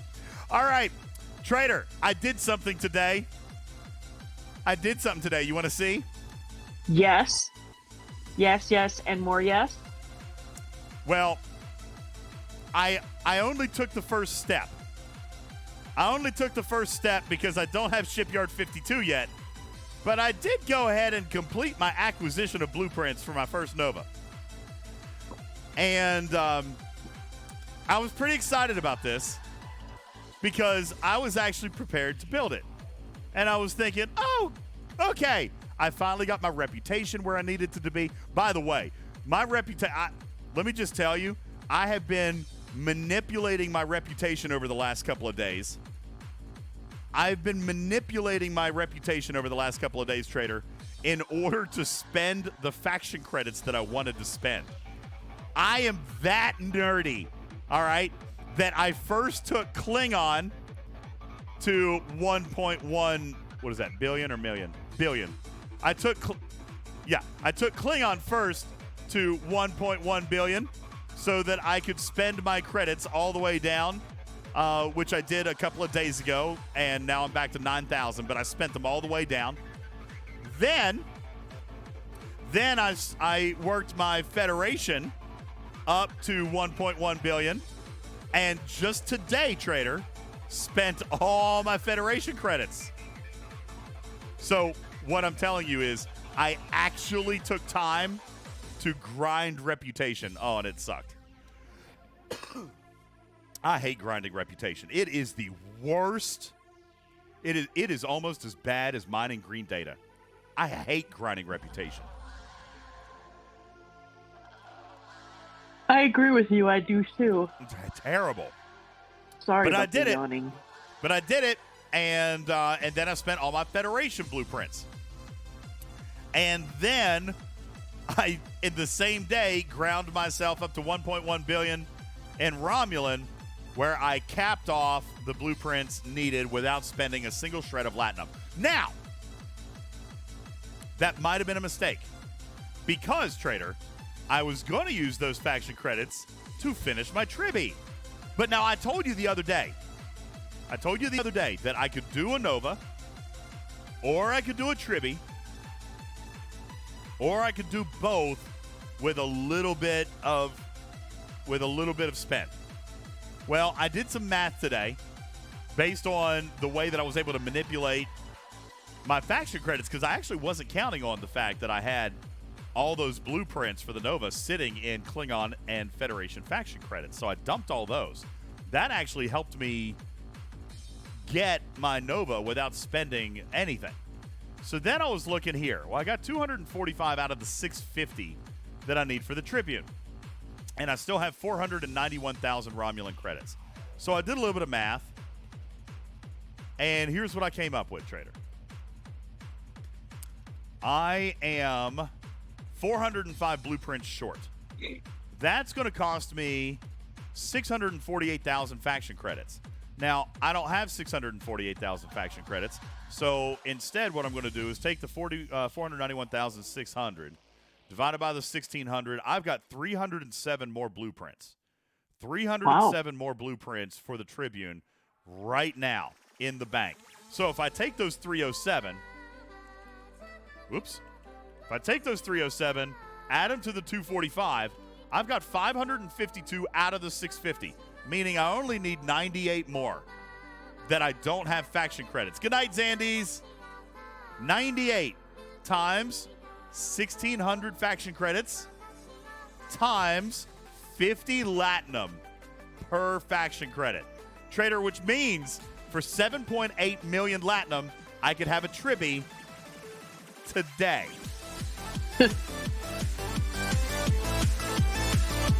Yeah. So I thought, what better way to celebrate our triumphant return to Twitch after a month, and to celebrate Server 15's glorious victory over Server...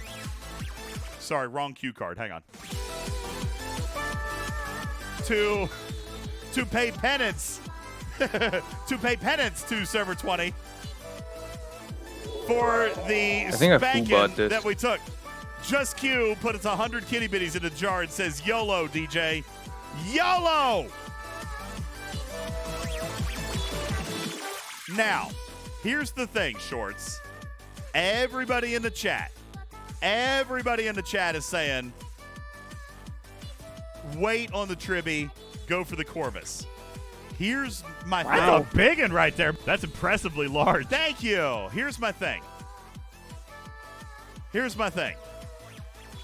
I haven't forgotten about the away team store. Where do you think these 245 came from?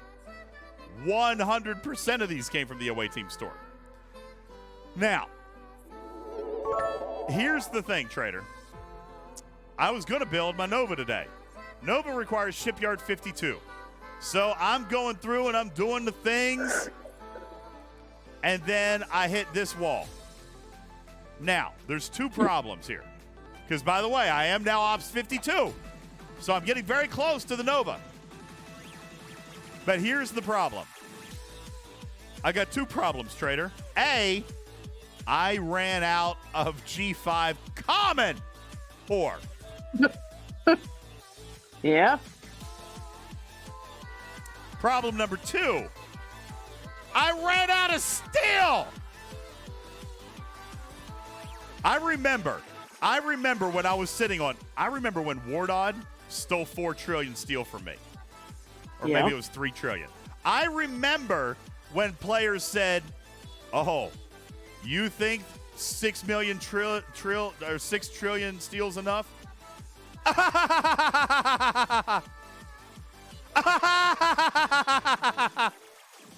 I'm out of steel. I have no steel left. Okay? I got none left. Problem number 3. I said that I wasn't going to spend uncommon before the auctions in the month of May. Because I know things that you don't know. And even though I have not shared explicit details with you, I have shared with you my sentiment. Right, Trader? Can you tell the community in 300 words or less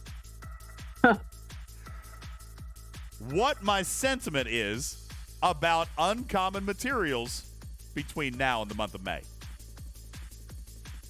That you are not going to spend any uncommon materials until there is an auction that will reward you with what you hope to be an absolutely amazing officer. Yup. So, I can't build my Nova. Can't build my Nova. But I could build my Tribby.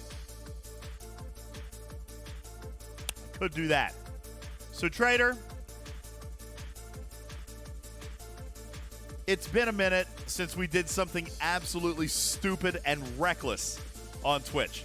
I mean, it used to be spending thousands of hours of away teams assignment speed ups. We haven't done that in a while. So I thought... Ooh, can we do some ultra recruit tokens? No, I'm just kidding. Sure, if you want to. Well, you know... No, I'm just kidding. Go with your plan. No. You know, DJs, maybe I should let the people vote. You could upgrade your Nova. Just buy more packs. Silly goose. No, I want to see you with a Tribune. Do it. I'm not going to spend uncommon material. If I buy packs, that's just more that I can do in the auctions. And here's the problem, Trader. I got to do the Academy. I also have to do then R&D. And then I got to come down here and do the shipyard. So, we're going to do a couple of things. First, we are going to figure out exactly how much common ore I'm short. Now, this seems like it could be a complicated thing to do, but I'm going to really dumb it down. All right, we're gonna pull up stfc.space. Let me move this back. We're gonna pull up stfc.space where I have the Academy pulled up. Now, the Academy is only going to give me base values, but I can see that it would take at base 3.38 trillion. But it's actually, I'm sorry, that's not right. 28,200. But I can see that it's actually only costing me 13,750. So what I'm going to do, Trader, is I'm going to kind of reverse engineer it and basically just figure out what my generic ballpark efficiency is. All right. So who can tell me, let's get nerdy, who can tell me the efficiency formula? I know, Joker, Spock's Club would be better. By the way, shout out to Spock's Club. You guys see this? I'm wearing a Spock's Club t-shirt. Look, I'm wearing a Spock's Club t-shirt. Shout out, June. Love you. I'm wearing your shirt. repping. I'm repping Spox.club. All right. The problem with Spox Club is that I haven't updated my research like since before his hiatus, and so it's really behind. It's really super behind. Actually, I don't have time to fix it. Can I say one thing? Yeah. If STC.space is not updated next month, that's not on me. Scopely has not contracted me for next month, so... Way to throw under the bus, Ripper. By the way, no, listen. I don't know that we should have this conversation out loud, but we were talking about that the other day, and I told him that I recommended to you that you double your price every single month. So like if you charged $100 last month, then the next month it would be $200, and then the next month it would be $400, and then the next month it would be $800, and then the next month it would be $1,600 until they literally cannot afford you. And by that time, you'll be so filthy rich, it doesn't even matter. So, double your price. Do it. No, they have not asked me to do anything, so I'm just mentioning it because... Don't yell at me. Because that site is the data source for I know a few of the other tools that exist. So I know. So anyway, it's not on me if that doesn't happen. You know. Feel those bus tires so soaply. My understanding is that they want to talk to you about May. I just told them that they better be ready to add a 0 to last month's check. Wait, they told you they wanted to talk to me about May? Wait, what? We can't have this conversation out loud, Ripper. This is inappropriate for the public. But yes. Whatever, it's fine. But yes, and I told him you were doubling your rate. Sorry. I was just looking out for you, my friend. And taking your 10% managerial cut. Obviously, yeah. I mean, listen, Ripper, if I got you double the money, I mean, you'd slide me a commission, right? Don't commit to anything. It could be construed as a contract. Wait. Ripper. Wait. You don't even know how those negotiations work. They just asked me, "Can you do this?" I'm like, "Yeah, this is the price." Yeah, and I got double. Whatever you got, he said double it, and that's what it is. You're welcome. Yeah. Anyway, okay, we got to stop talking about this out front. This is wildly inappropriate and non-professional. Anyway, all right, the efficiency formula. Wildly inappropriate. It really, really is. I apologize to all parties involved. All right. Probably going to get sued tomorrow. All right. I didn't say anything bad.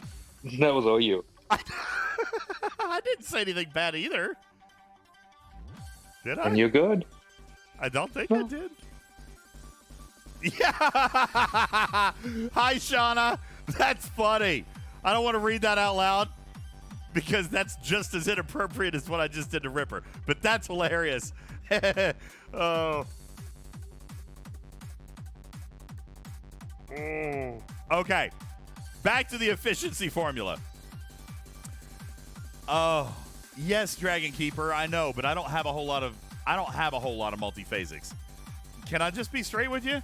Really haven't spent a bunch of money lately. I know Trader doesn't know what that's like. But yeah, you can buy them. What's the best way to buy them with multiphasics? Probably with the recruit packs, right? Oh, no, over here? Nope, recruit packs is where you got to buy them. What are you about to do here? Nothing. I'm not doing anything with multiphasics because it's a terrible conversion. All right? And besides, Kenny's right. Multiphasics still requires spending money. That's not really what I'm trying to do here. All right? Although, technically, multiphasics come with money that I've already spent, so whatever. But the recruit packs are a terrible conversion value. Although they're fine. Whatever, it's fine. Now, here's what I wanted to try to do. Let's go back to the efficiency formula, folks. Somebody give me the efficiency formula for materials. Base divided by 1 plus the sum of bonuses equals 13,750, right? So, that's base, a weirdly specific number. Well, let's do a little I'm looking on the algebra, screen. move some things around. Thank you, Karkin. That's exactly what I was trying to do. How do we reverse engineer the Scopely efficiency model? Well, let's write it out. Okay? What are we trying to solve for? Here's what we got. We got 28,200. No, that's incorrect. We have 13,750, which is equal to 28,200 divided by 1 plus x. And I want to solve for x, right? Do we all agree that this is what I got to do? I want to solve for x. So, we're going to do 8th grade algebra. We're going to multiply both sides by 1 plus x. So it's going to be 13,750. Don't you have to find a hypotenuse somewhere? Yeah, something like that. 50x equals 28,200. Then we're going to do 13,750x equals... Am I doing this right? It's been a long time since I was in the 8th grade. Where's Bubba Joe when we need him? Then we're going to do divided by 13,750. Why call him Bubba Joe when you got putts right here? That's not right. Oh, I am right? Oh, my God, I am right? Okay, so I'm at 105%. I actually did that right? Holy cow. I am super impressed that I actually got that right. Dang. I even surprised myself. All right, so roughly, Trader, ballpark. You even showed your work and everything. Yeah, That's like ballpark. What? Hey, putts, what's a grade? Grade B plus, A? I think I did pretty good on that, Putz. I would say that you did everything correct, except you took the long way around. You walked around the whole building when you could have just walked through the one door. That was a long trip for an easy problem. This is how All you had to do was take the bigger number, divide it by the smaller number, set that equal to 1 plus x. So then just subtract 1 from it. So like that. So 28,200 divided by 13,750 and then subtract 1. Oh. He was going for extra credit to prove his work. Yeah, I was trying to show my work. You know, when I was in grade school, that's what they kept saying was show your work. But yeah, you got it right. A for effort, A for accuracy. Okay. So 105% roughly is my bonus, Trader. So I wanted to figure out how much more ore I'm going to need because, Trader, I'd be kind of embarrassed if I had to buy packs for common materials. Would you now? I would. So we're going to find out what R&D 52 is going to take. And I'm hoping that it's not a bunch. It probably is really bad. All right, common. Oh, God. Oh, it's gas. Oh, it's gas. That's great news. I think. I hope it's great news. All right, let's see. We'll see how much. Now, by the way, are there separate bonuses? There are. There's separate bonuses for gas versus ore for buildings. But doesn't that only exist in the Outlaw Tree? Are there any other researches besides the Outlaw Tree that separates gas, crystal, and ore for buildings? I am not aware of one that I can think of. Say that one more time. Aside from the Outlaw Tree, are there any other researches that break out crystal, ore, and gas for buildings?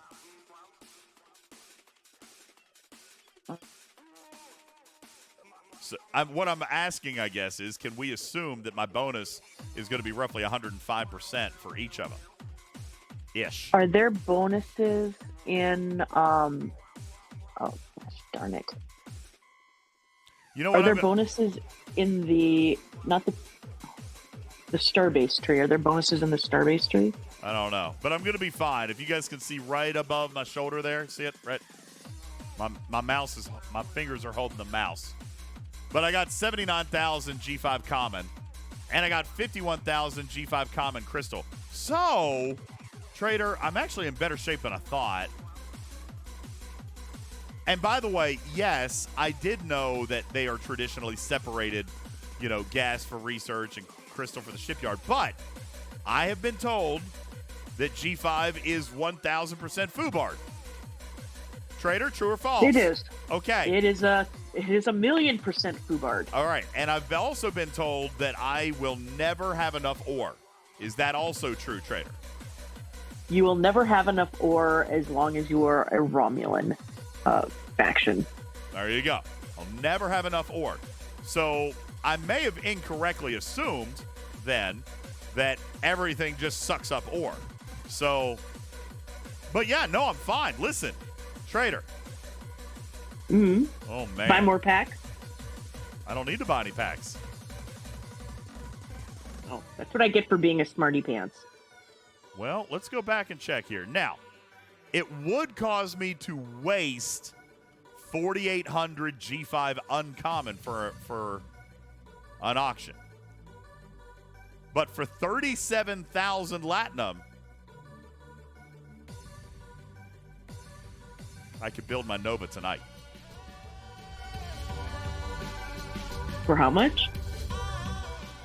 Well, 37,000 Latinum just in the ore conversion, then plus speed ups. That's not bad. Do it.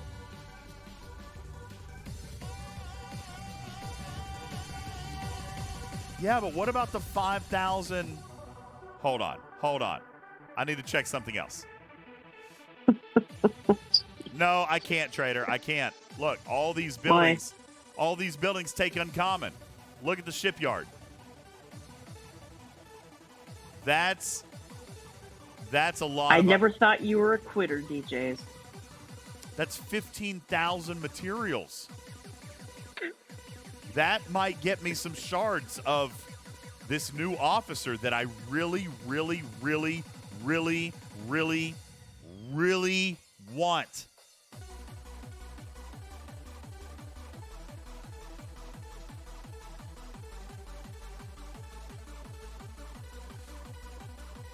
I can't do it. Trader, that's 15,000 materials. I can't do it. It's 15,000. Look at this. You're just like dangling this That's out a into the big one right there. community that That's we're going to get to watch impressively you do this. large. And you're like, no, Sight, you're going to have to come back in a week. It's 15,000 uncommon. I can't do it. I just can't. That's too much of a waste. Now, maybe we could build Would you like to poll the audience? No. You could phone a friend.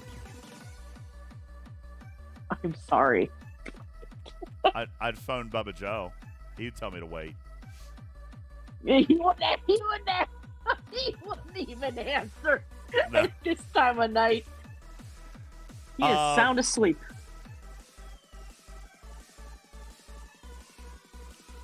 Now, we could build the Tribby. Build your Tribby. Do your Tribby. Yeah, Mr. Belair says call Eco. You can do that. I could only take it to tier 2, though. So? Do it. Do it. Do it. I don't know, MDB. You know, this is a thing. Everybody has an opinion on the Tribune. But I've had my heart set on the Tribune forever and ever and ever. Oh, by the way, so here's the next thing. Yeah, everyone's like, well, just wait to 53 and get your Corvus. If you think you're having problems now with the number of uncommon materials you're getting, wait until you get a G5. ship. A Vorcha. I'm not even going to build a Vorcha. That's Klingon too. Yeah, so you'd have to grind up another. I'm going Romulan. Yeah, you don't. Yeah. Should I not go Romulan? Yeah, Romulan is fine. Don't let these people talk you out of it. The thing about G5, unlike G4 and G3, so the G5 ships are actually well balanced with each other. The triangle will generally prevail. So, build your Tribune. Unless you're going to tell me you're going to build a Corvus in the next 30 days. I'm not. Build your Tribune. That's the build thing. your Tribune. That's the thing. Build your Tribune. Here's the thing, guys. It takes Shipyard 53. All right? I'm broke as a joke just going to Shipyard 52. And I have further said, who remembers me saying these words? This game is aft past Ops 52. Like, how many people remember me saying those words? This game is aft after Ops 52. I seemingly have lost my Toy Mice redemption screen. Wait, is that it? No? I must have lost it somewhere. I'm sorry. I was going to check Toy Mice, and I seem to have lost them. Captain Yam, Chris, and Ripley, thank you for your hydrates. By the way, you like my mug? Can you guys see this okay? Here, I'll hold up some light to it. Check it out. It's cats and an Enterprise. I think I foobot this. That's awesome. Isn't that cute? Oh, sorry, wrong way. Isn't that cute? Mrs. DJz and Oliver DJz got this for me. I thought that this was something I picked up in Los Angeles. I got a different one. This is the one that Oliver and Mrs. DJz got for me. It's beautiful, and I love it.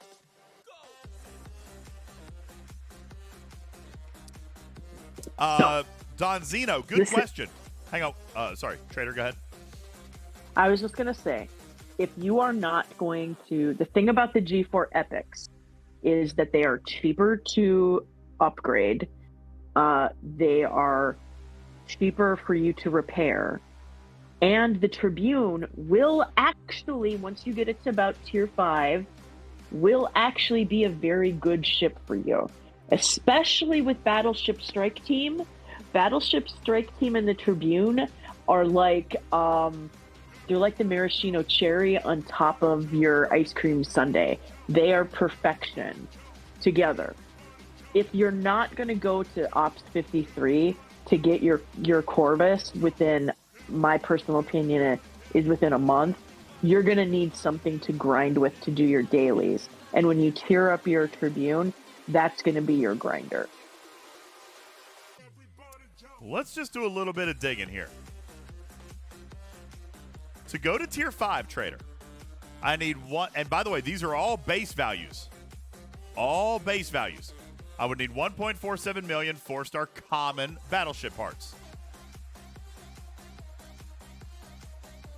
I have 3.4 million common, so I'm covered to Tier 5. I would need 375,000 uncommon. I got 450,000. And these, by the way, are base. They're going to be reduced by research. Yep. 4-star common ore, 626,000. I have 2 million. Uncommon, 159. I got 146. So I'm going to be a little short there. But again, efficiencies. Yeah, you'll be fine. That's close enough to be. Right. 84,000 4-star crystal. Where's that? I got 2 million. 76,000 uncommon. I got 127,000. Trader, I got enough to instantly go to Tier 5. Let's check and you will be fine. Let's check Tier 6. All of these people telling you to switch factions and get a Vorcha, just don't listen to them. The 4-star uncommon ore is where I'm going to be bottlenecked. I have enough of everything else to take it straight to Tier 6. The 4-star uncommon ore is going to be my bottleneck there. Everything else I've got an instant Tier 6 Tribune. Now, the reason that Bot says so many credits wasted, I get that, but I also expect it's going to be a very long time before I get to Shipyard 53. I got to be honest with you, Bot. I don't know that I want to. The game is so borked up there. You know what I'm saying? Yep. And I'm not saying that it would take a long time. I'm saying I don't think I want a crappy game experience. And the game sucks up there right now. G5 is wrong. It's wrong.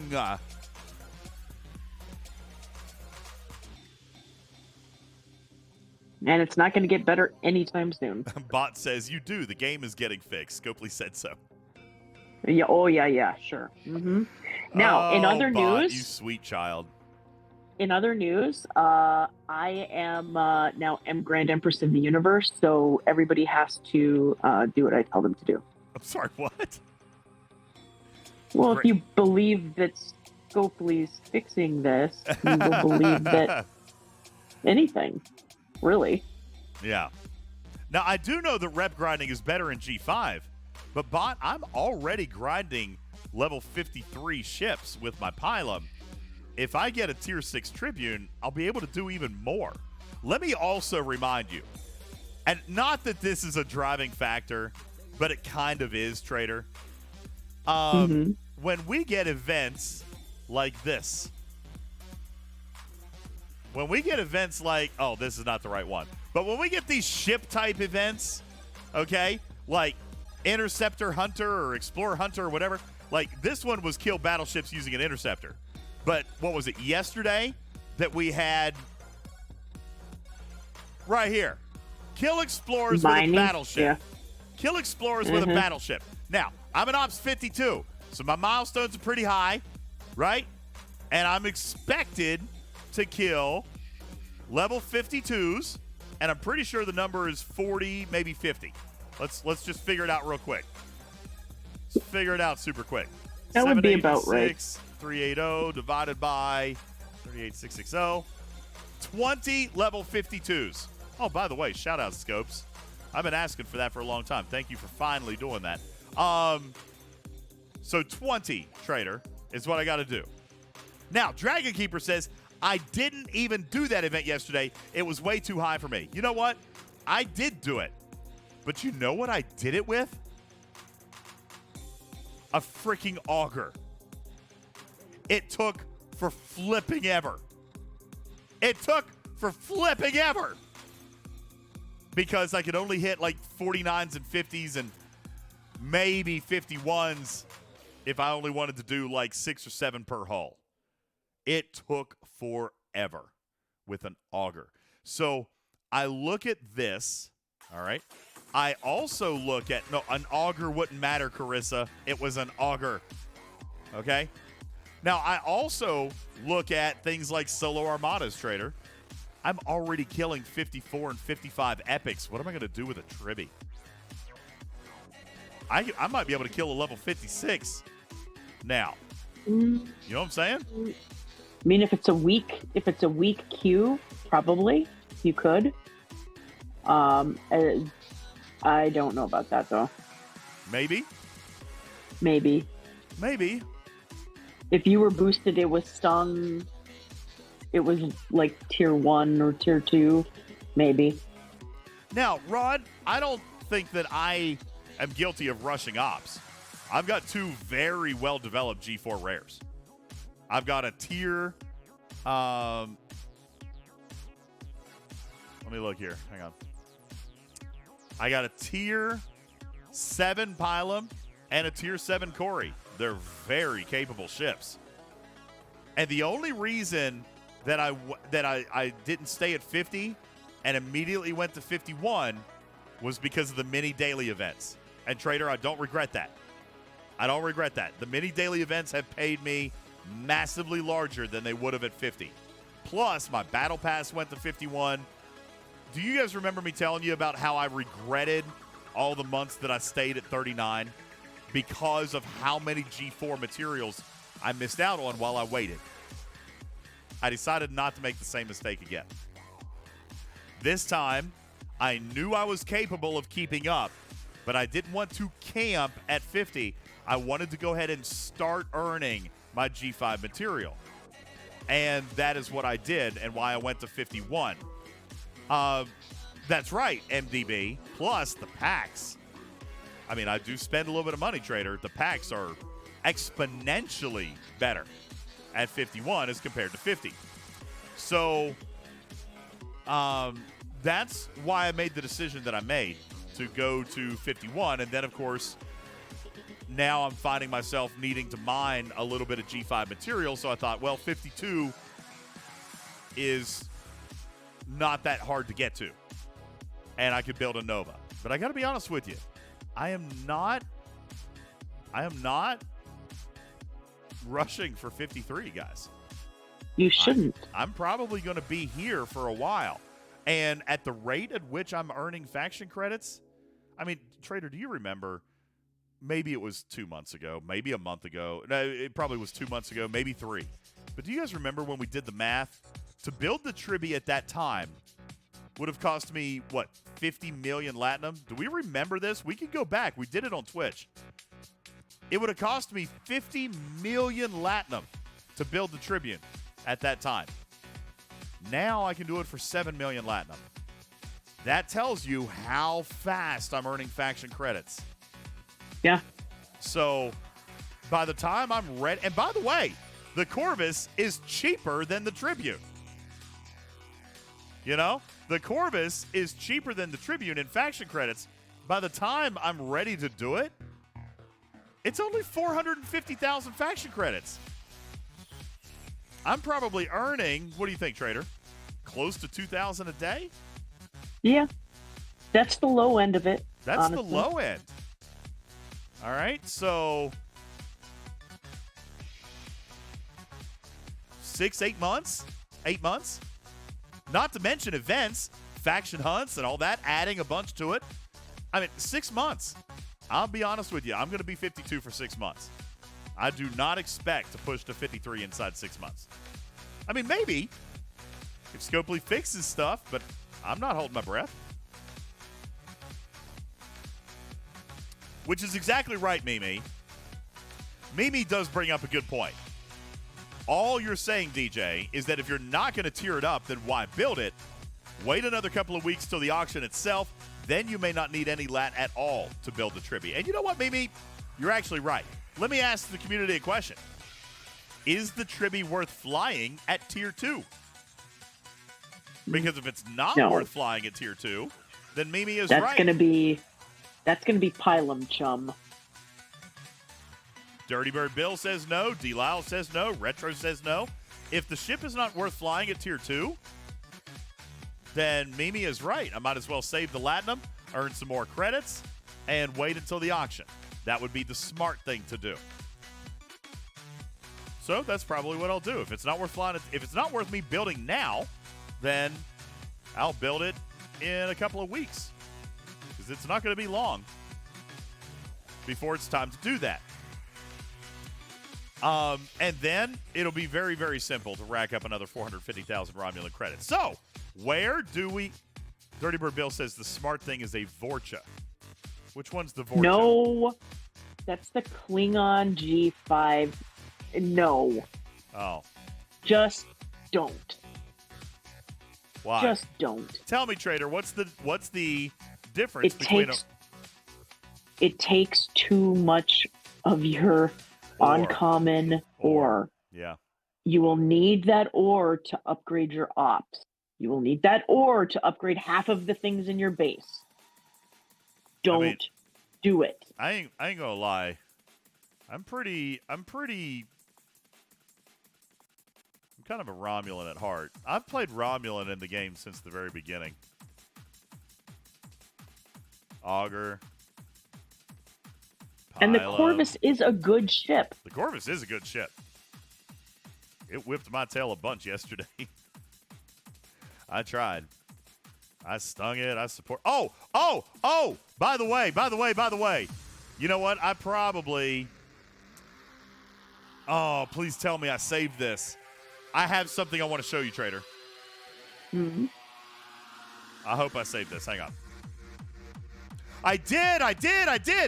All right, now I'm not actually making my case right here. But in fairness, I used, Trader, how I told you I wanted to go against you, but use every tool that I had. Yeah. Shout out to Server 20's Cold Dish Doctor, who by the way, my boo. was cooperative and a super cool guy, and we chatted a little bit. I appreciated the opportunity to do this, Trader. Woo! Yeah, baby! That is what I did. Now, granted, there's absolutely asterisks on this screenshot because I am not aware that he used any boost of any kind. I saw no indications, no nothing. I, on the other hand, used Titan Fortification. I stung him, and I Cerritos boosted myself. And I had Assimilation below deck. And I had Kira below deck. And I'm pretty sure I had 2 Explorer Exos going. A G5 Exo and a G4 Exo. I pulled out everything under the kitchen sink. Everything, Trader. I just PM'd that screenshot to him.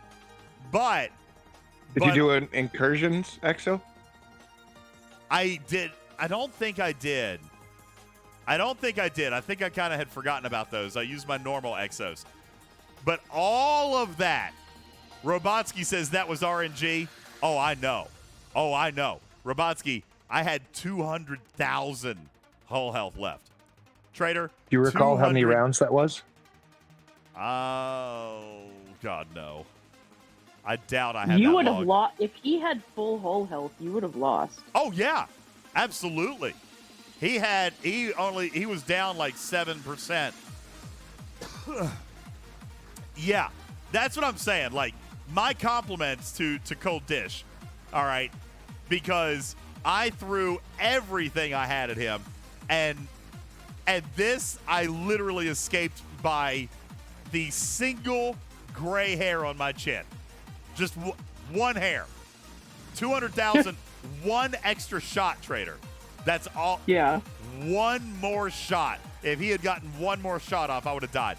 That being said, I am so proud of this screenshot. I am proud of this screenshot almost as much, Trader, as I'm proud of your screenshot, which just happens to be right here. All right. Oh my God, DJ. I'm very I've proud never of both seen of them. someone so proud of a screenshot in which you lost. It was a 450 million pound Dodaradex, Trader. Come on, give me a little bit of break. All right. Right. I was very, very excited about both of these things. So, anyway, shout out again to Cold Dish. I appreciate the testing. Thank you for being a good sport. But this, I actually yelped out loud, Trader. I was like, whoa, wow. I messaged him later. I'm like, I was just as surprised as you are. I wasn't. He probably thought I was crazy coming up against him.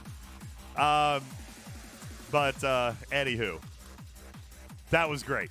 That being said, the Corvus is a magnificent ship, and I know I'm proud of this screenshot. But I used, truth be told, Trader, I probably used $10 actual dollars worth of game boosting currency just to do this one thing. You know what I'm saying? Just to do this one battle probably cost me in the neighborhood of 8 to 10 real dollars. So, the Corvus is absolutely stand up. But yeah, I was pretty proud of that screenshot. There was something else that I was going to there. Dragon Keeper says Admiral Picard saved you. I have said that I believe that there is a value in Picard. And by the way, Bubba Joe would be proud of this screenshot. Bubba Joe would be proud of this screenshot because I did not use Honor Guard Wharf on the side.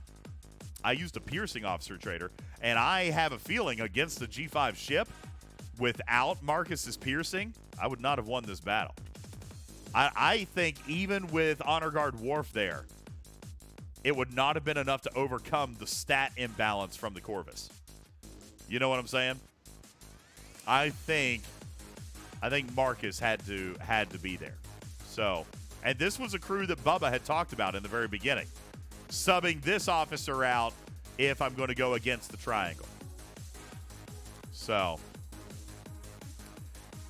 anywho, all right, I see a lot of this in the chat, Trader. How do I feel about Tau and the Flash Pass? Guys, I have been very, very clear that I will not pay for Tau. But, Trader, I have said from the beginning that I will earn him as Scopely sources him and makes him available through a free-to-play path. So, that being said, absolutely, I'm not going to not claim the Flash Pass. This is a free-to-play path. Further, there are no Tau shards in the Elite path. I did check. All right? I did check. No Tau shards down here. So I am still true to my word, Trader. I am not paying for Tau. Okay? I'm not paying for it. But if he's up here in the free-to-play path, then so be it. How many actually are coming here? 10? Yeah, so I'm going to end up with 20 out of 34. So first time ever a double Flash Pass in between months. That's crazy. Let me ask, are you guys happy about that? Because it gives an additional broken de-sealing rods, a 10 extra Tau that we were getting a month sooner than we thought. Yeah. I can't necessarily see anything wrong with it. I actually had We'll see how it reflects down the road. I actually at the end of next month, how it. I had a few players actually complain to me, Trader, that they were that Scopely was trying to sap them for another $10. I'm like, then don't spend the $10. Yeah. To be perfectly honest with you, I actually like this Flash Pass better than the last one.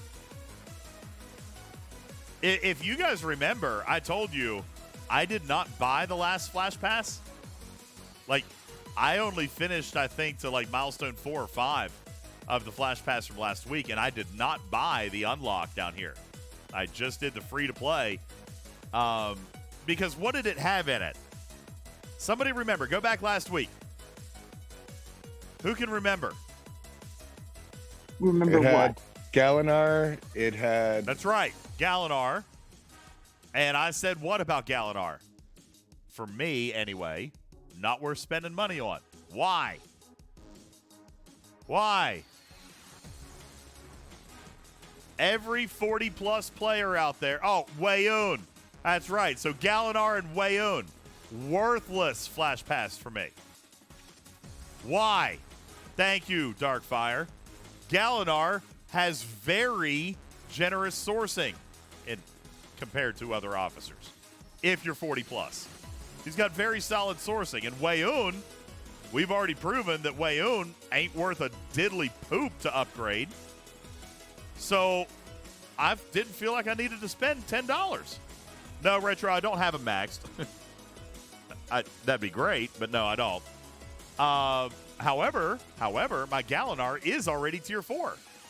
And I've done that I think chat's right. It wasn't Wayoon, it was Pawn and Tal were the other two. Just as bad. That went with Galinar. Just as bad. So Galinar and Pawn, and then, but now there was no Tal in the paid track either. Was Hugh in there? Maybe. I don't remember. But here's the thing. If I am 40 plus, I'm getting Galinar out of my rare and my epic chests. Guys, my Galinar is tier 4 already with nothing other than the Borg refinery. So that's moving at a very satisfactory pace for me. I'm not interested in paying money for that. If you could have picked, who would you put in the packs in the battle pass, treasury, stuff like that? Who would you want in there? I would always go with officers that are hard to source. So that would still be the original Captain Picard. That would be Tendi. That would be Bashir and Dax, which is why I'm pleased with this one. I actually submitted Bashir and Dax both a while back. It was probably for last month's Flash Pass. I'm just like, listen, there's no sourcing. None. Strange New Worlds La'an, that was also on my list. Now, Dragon Keeper, I get it. That's why I said for 40 plus, Galinar doesn't have a problem sourcing, but I've been very clear about that. Every time we've talked about Galinar sourcing, I have said 40 plus shouldn't be having a major problem with that. Now, 39 and down, I totally get it. I do get it, which is why I wasn't upset that he was there. I just said if you're 40 plus, then this one probably has a little less value to you, which is why I didn't spend on it. Okay? I didn't spend on the one last week because I didn't care enough. But now this one, as you can see, I already bought it because Bashir. Dax. To be honest with you, I value Bashir more than I do Dax in this Flash Pass. I do. Yeah, of course. Definitely. You know? So, Dax still doesn't have a spot in any of my Solar Armadas. But Bashir has earned his way into the Borg ones. But, yeah, Odo would be another one. Non-sourceable. So, yeah, Trader, when I'm looking at Flash Passes, when I'm making my suggestions, I am typically looking at sourcing. You guys remember one of the earliest Flash Passes, I don't think it was the very first one, but one of the earlier ones, Scopely allowed me. Actually, Scopely's let me consult on a lot of these. I'm actually pretty grateful for that. But do you guys remember when I put Mackinnon in there? Some of y'all complained. But other players loved it. Why? Sourcing. Strange New Worlds La'an. Why isn't she anywhere in the game? Same thing. These are the officers that need to live in here. Now, one other thing that I noticed, Trader, which, oh man, I bought the Flash Pass, so it's not going to show up now. Anybody who hasn't bought the Flash Pass yet, did you happen to see how many Picard shards were in the $100 pack? 90. It was 90. Wow. I don't think we've ever seen that many shards for $100 for Picard. Now, granted, it's the equivalent of 45. But have we really seen 45 epic shards for $100? Not super often. No, we haven't. Yeah, not super often. So, and would you put? I say that would you because put Picard in the doubled. treasury too?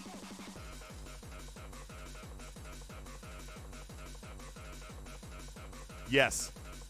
Now, here's I would. However, I say that with a caveat because I know that a lot of G5 players, a lot of highly advanced players, they're done with Picard. Just like they're done with 5 of 11. But I still think 5 of 11 has a place for 98% of the galaxy. You know? Yeah. Even, how about Captain Pike, the new Strange New Worlds Pike? Rumor has it. That's a good one. Rumor has it there's a lot of VIPs that are pretty daggone near done with him. You know? Yeah. As a matter of fact, but that one may not be a good one. There's a lot more RNG involved with him. Well, no, that's not true because Pike's into transporter patterns now. Oh, he is? I didn't know that. Yeah, there he is. Strange New Worlds Pike's into transporter patterns now. So, then that's not a good one. Yeah, it's not a good one because even I have him maxed. So transporter patterns. But, you know, here's the thing. There are players out there who don't have millions of transporter patterns that may still rely on a free treasury. You know? I come back and I think of my friend Putz. And I think of Hugh in the treasury or the Flash Pass. Yeah. Listen, there's no shortage of officers that we have sourcing problems with. By the way, I see your question, Hurricane. Is Picard still useful? Absolutely. I use Picard Beverly in place of Pike Moreau now on the regular. Like, no lie. DJ, still too soon. Still too soon on the Hue and the Treasury. No, still hurts my heart. I wasn't trying to hurt you. I was just saying I think of you when I think of putting Hugh in the treasury.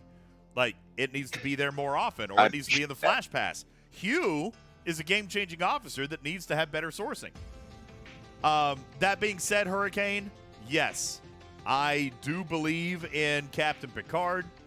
And as crazy as it sounds, I have relegated the original Pike of Pike and Moreau.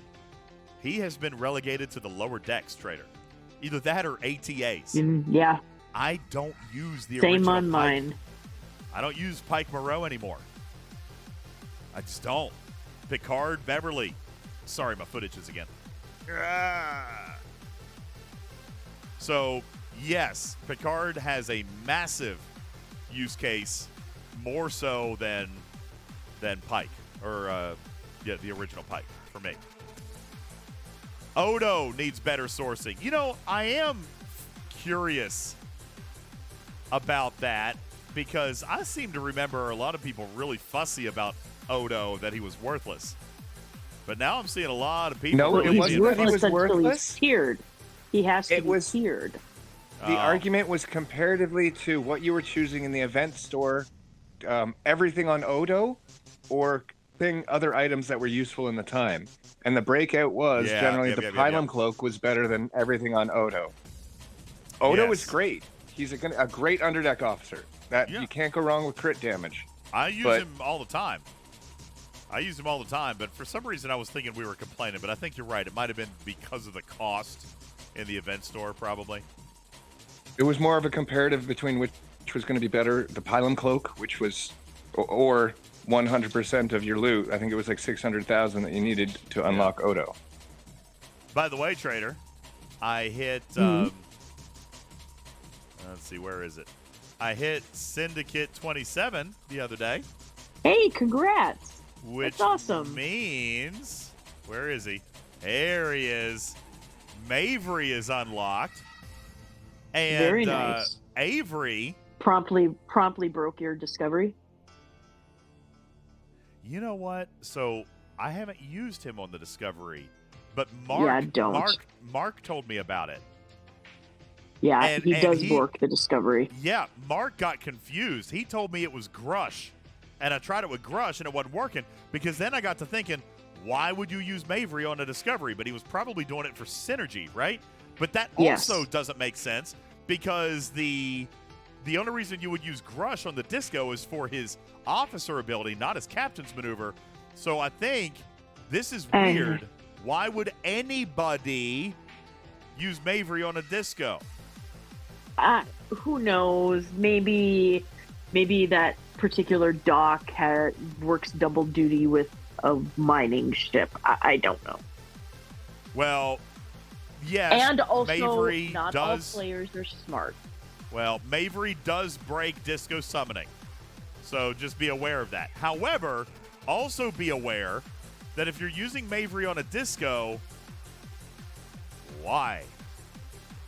Because the captain's maneuver of Grush is protected cargo. It's the officer ability that helps the warp range. So there is zero reason to fly Mavery on a disco. Truckin' Chick says, how does he break it? He just doesn't summon. He breaks summoning. Don't know why. Oh, sorry, my foot. Don't know why, but he does break summoning. It has been reported. Voltron, give me a break. Give me a break, Voltron. Sherlock Holmes, don't encourage him. Don't encourage him.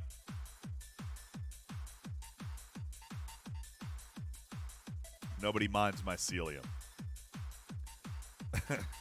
I'm just kidding. I guess some people mind mycelium. So painful. Some people also put pineapple on pizza. The world is a scary, disturbing place. I know that's true. By the way, Beck's interview with, what was his name? Bart? Did you guys watch that YouTube video while I was on hiatus with the live ops guy who clearly, Trader, has a culinary background? Did you hear him talking about pineapple on pizza? I did not, but I do know he has a culinary background. Well, I heard DJ, and it was probably the most definitive answer to It that was. question I've It was. What was wasn't his it? answer? It was a He is super an intelligent amazing answer. chef. It was a super He's an intelligent answer amazing chef. because he was talking about different styles of pizza and the different kinds of sauces and the different kinds of meats that you would use and how some of them are heavier in like a fat content, which pairs well with the sweet of a pineapple.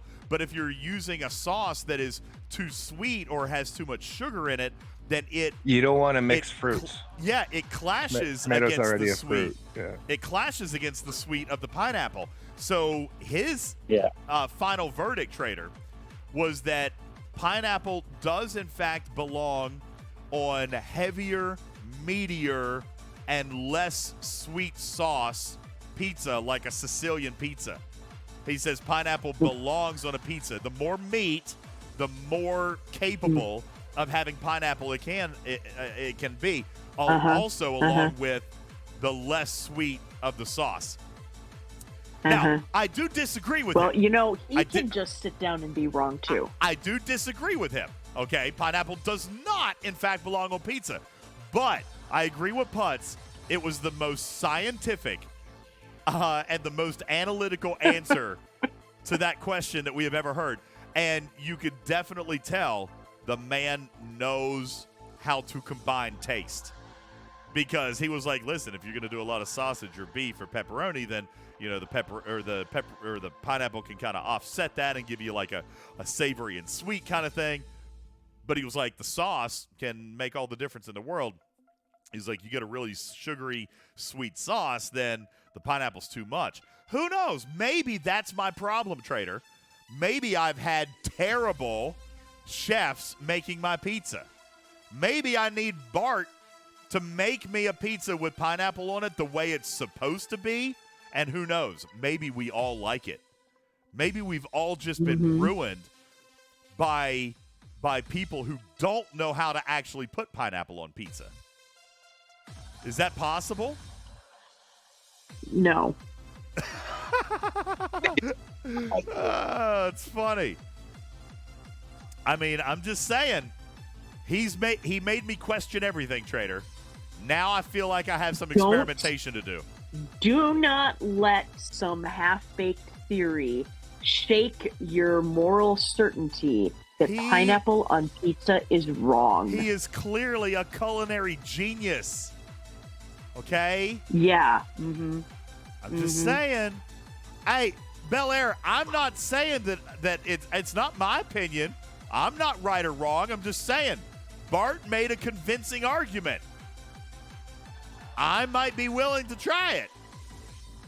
I'm not saying he's right. I still believe pineapple on pizza is wrong. But I'm willing, Trader. You're willing to be wrong? We do all the experiments here. We are so open-minded. We do all the we have a hypothesis now to test. That's it. I'm going to do it. Bart. I'm just going to point out that you don't have to jump off a building to know that landing on concrete will hurt.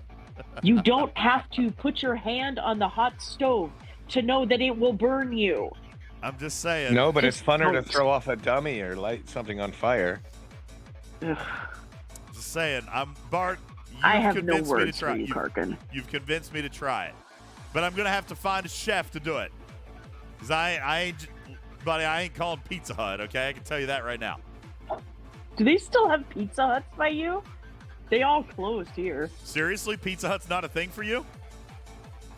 Yeah. It's Domino's and Papa John's and. Yeah, we still got a Pizza Hut.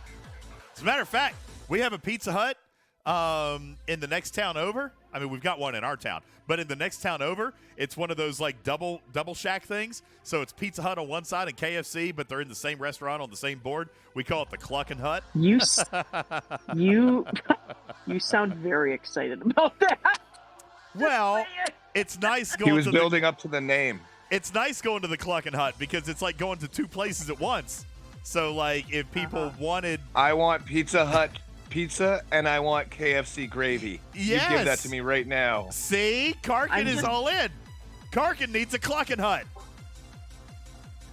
No, see, the best are when you have the A&W Long John Silver Those and are good. Taco Bell, all of the. Yeah. Iron Fister, please tell me this is the thing. Iron Fister says, how about a Kentucky Fried Long John's Pizza Bell? Oh, my God. I would never eat anywhere else. I would never. By the way. This is why humanity is doomed. This is why aliens will never visit us. Oh, by the way, I don't know if Ripper's. Oh, Ripper's not here. He's probably clubbing now. I don't know. Trader, it might be in that. I don't have it. Trader, will you send me the picture? Because I left the other Discord. I shouldn't have yet. I probably shouldn't have yet. Will you send me the picture of Ripper eating at Taco Bell? Oh, yeah. Hold on. I regret that I did not get to take Ripper to his first Taco Bell experience. But Stevens Aaron did. Him and Ripper went to a Taco Bell. And Ripper, if I'm not mistaken, Trader, you can correct me if I'm wrong. And I quote, sorry for young ears listening. Let me get my little beep button ready. Ripper described it as not it. Did that come through okay? He actually said it was not poop. So I think that's pretty high He must have had praise. a cheesy chili burrito.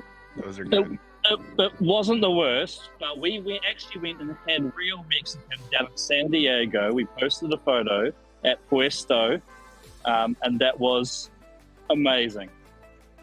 Ripper said it was the best taco he's ever had. See? There you go. So we did have real Mexican. So we Of the three tacos he's ever had, that one was the best. Here, I posted in the TT chat.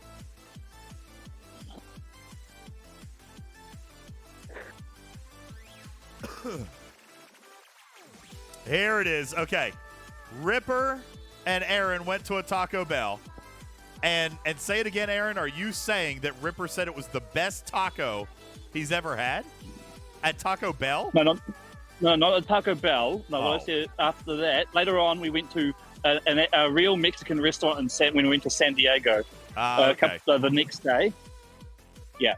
So I gave him the real Mexican experience as well, not the American version. And I will just point out that this is the version of Ripper's hair after I'd shamed him into not making it look like he stuck his finger in a light socket. Ripper has amazing hair. I mean, honest to God. Yeah, he is something. His hair is incredible. He pulls it off so well, too. His hair is just... He's got big hair. Very messy, big hair, but he pulls it off.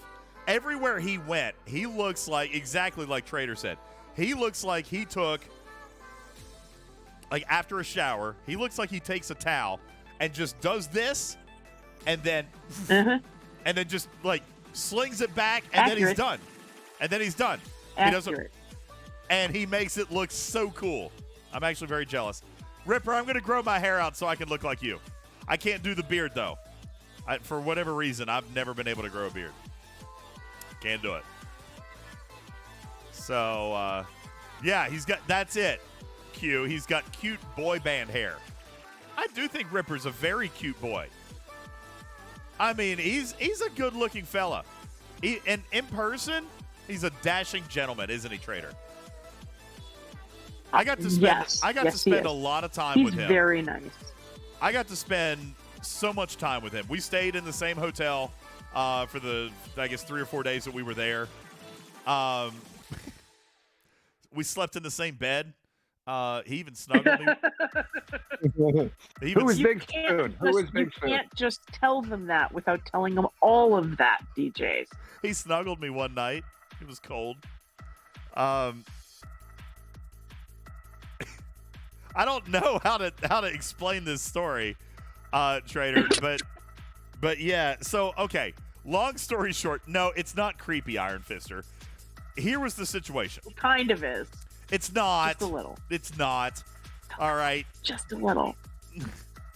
Trader, it's almost midnight. We need to give away some prizes. Let's get ready to do that while I figure out how to tell this story. DJz is like, So the hotel room had 2 beds in it. Again, shout out to Wardod, who provided our accommodations while we were there. It was very generous. One was a very cot grateful. and one was a king size, and they had to fight to the death to see who got what. And instead we just shared, snuggled. No, so there were 2 beds, but guys, don't forget, my 16-year-old football linebacker son came with me. And I'm not a small guy either. So the very first night, Ripper had his bed, and Landon and I shared a bed. That was uncomfortable. But I didn't say anything. Like, it was fine. I was just, like, the second night I was probably going to sleep on the floor or whatever because it didn't work. But the second night, Ripper went out to that club. Remember? Like, I think he went out Yes. with you went back to the condo, but yep. I think Arian went back as well. But Putz and Aaron, you guys went with Ripper and if I'm not mistaken, a bunch of the Scopely guys, right? You guys all went out to that Correct. pool hall. Yeah, that's right. You guys went out to the pool hall. We went to one pool hall, and then we went to a second pool hall and closed that down. And after closing time, Stevens, Aaron's, and I, we were dead tired. We're like, we're going home.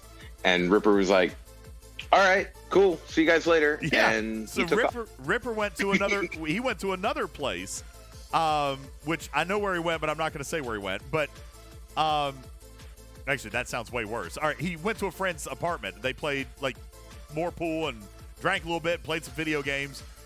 I made it sound worse than I meant to, but yeah, no. After the bars closed down, and this is at what? I think 4:00. He then goes to a friend's house, and hangs out even later. As a matter of fact, I was trying to keep myself on Eastern time, and this was Friday morning, Trader. Let's see, Thursday night. Yeah, Thursday night. But I was still waking up at the time that Oliver would go to school. And I would call him before he went to school. Well, that would be 7:00 my time.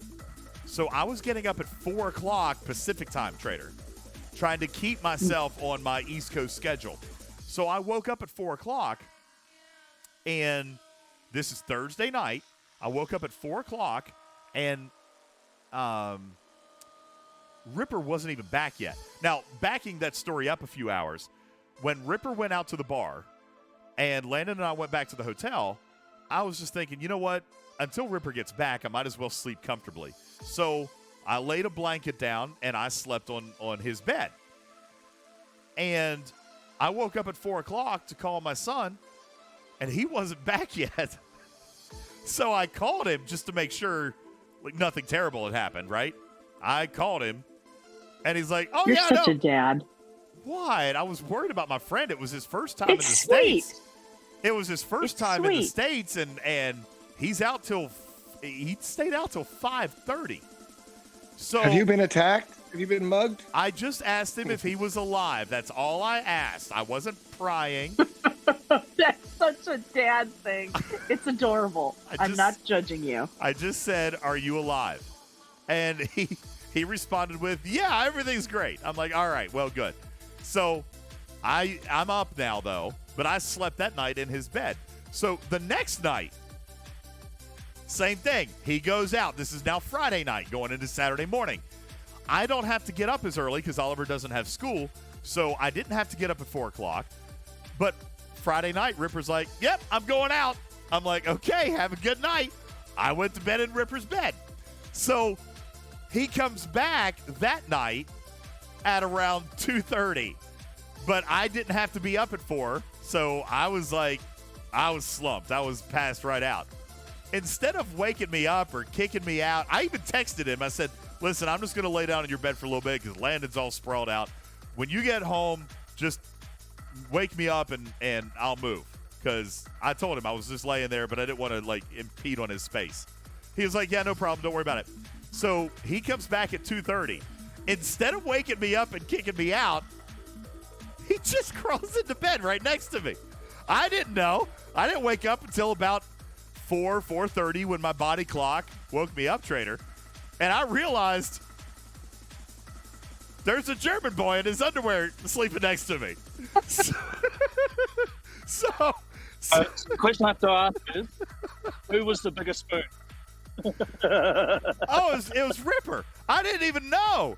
I didn't even know he was in the bed. I'm just laying there, and I just, like, I look over, and there he is. So that was Friday night. Well, we had one more night in the hotel, Saturday night, and we both actually came back to the room. I think he was going to bed at a decent hour that night.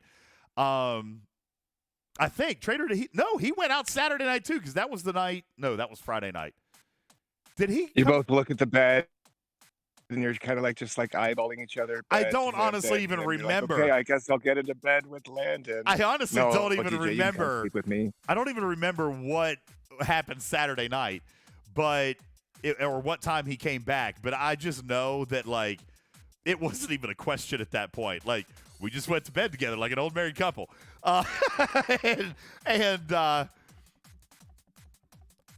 Yeah. That's as far as we're going with that story. But yeah, so it was magical. It was something. Hey, so this is awful. So it got cold that night. We got close together.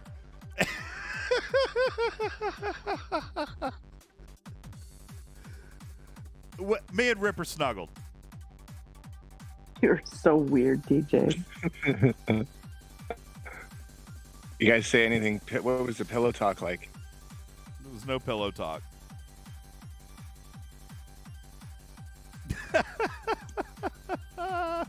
Guru, I don't know. I'm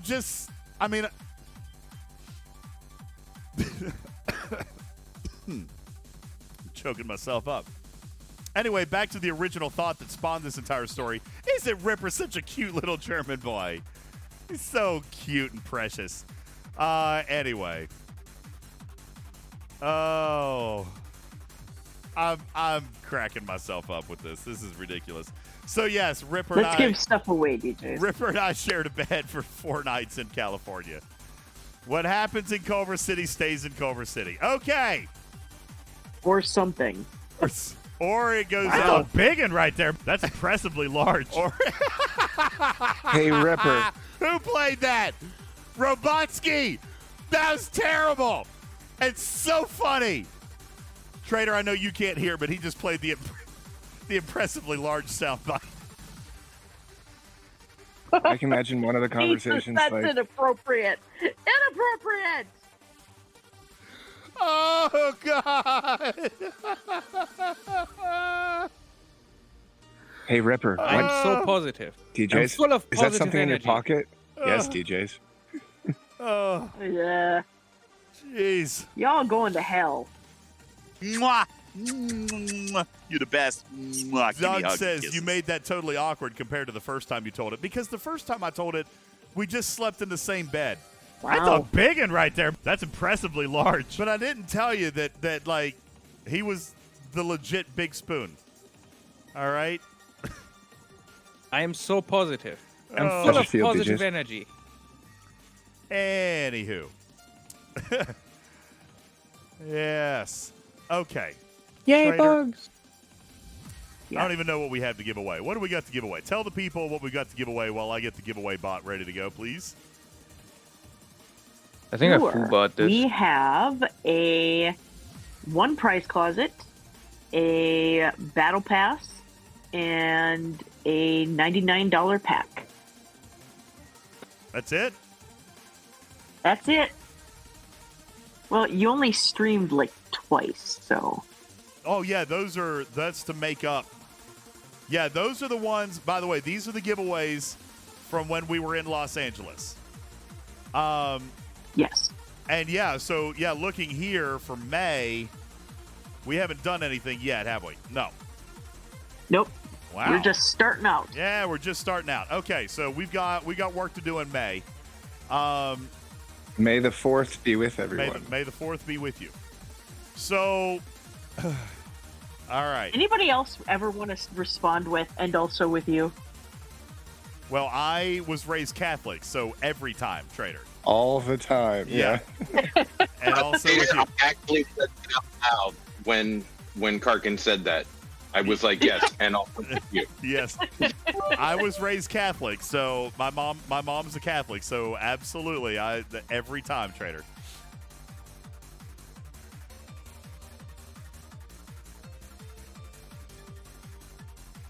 All right.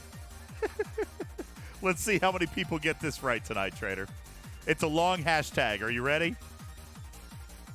By the way, is this whisper thing working, or did they disable that? I think they disabled it, didn't they? All right. Ladies and gentlemen, Moobot is now up and running. And Trader, your entry code for tonight is Ripper was the big spoon. Hashtag Ripper was the big spoon. That will get you entered into our contest. Hashtag Ripper was the big spoon.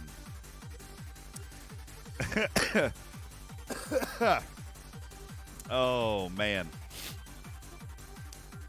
My. There we go. Okay, Trader, let's take a look here. What we got going on. What do we got? We have...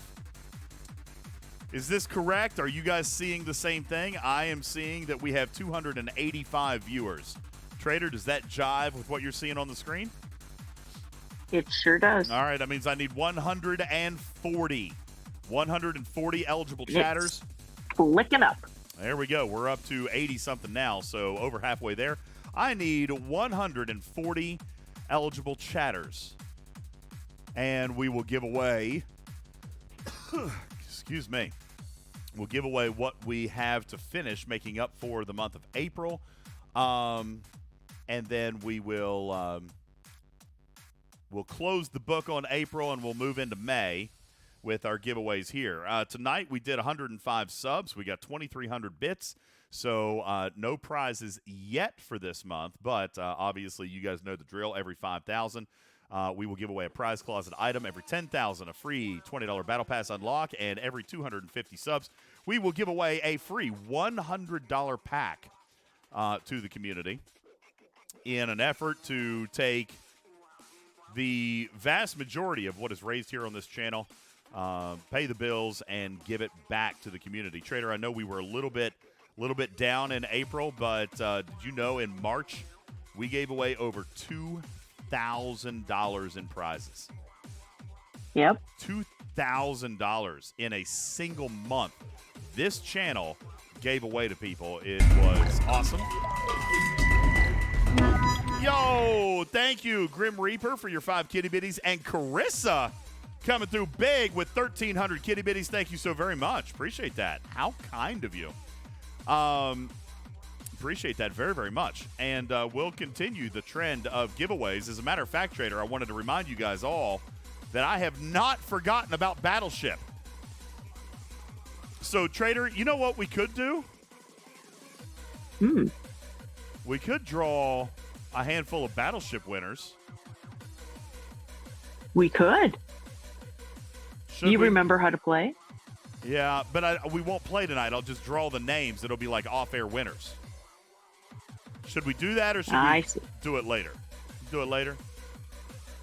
Yeah, let's do it later.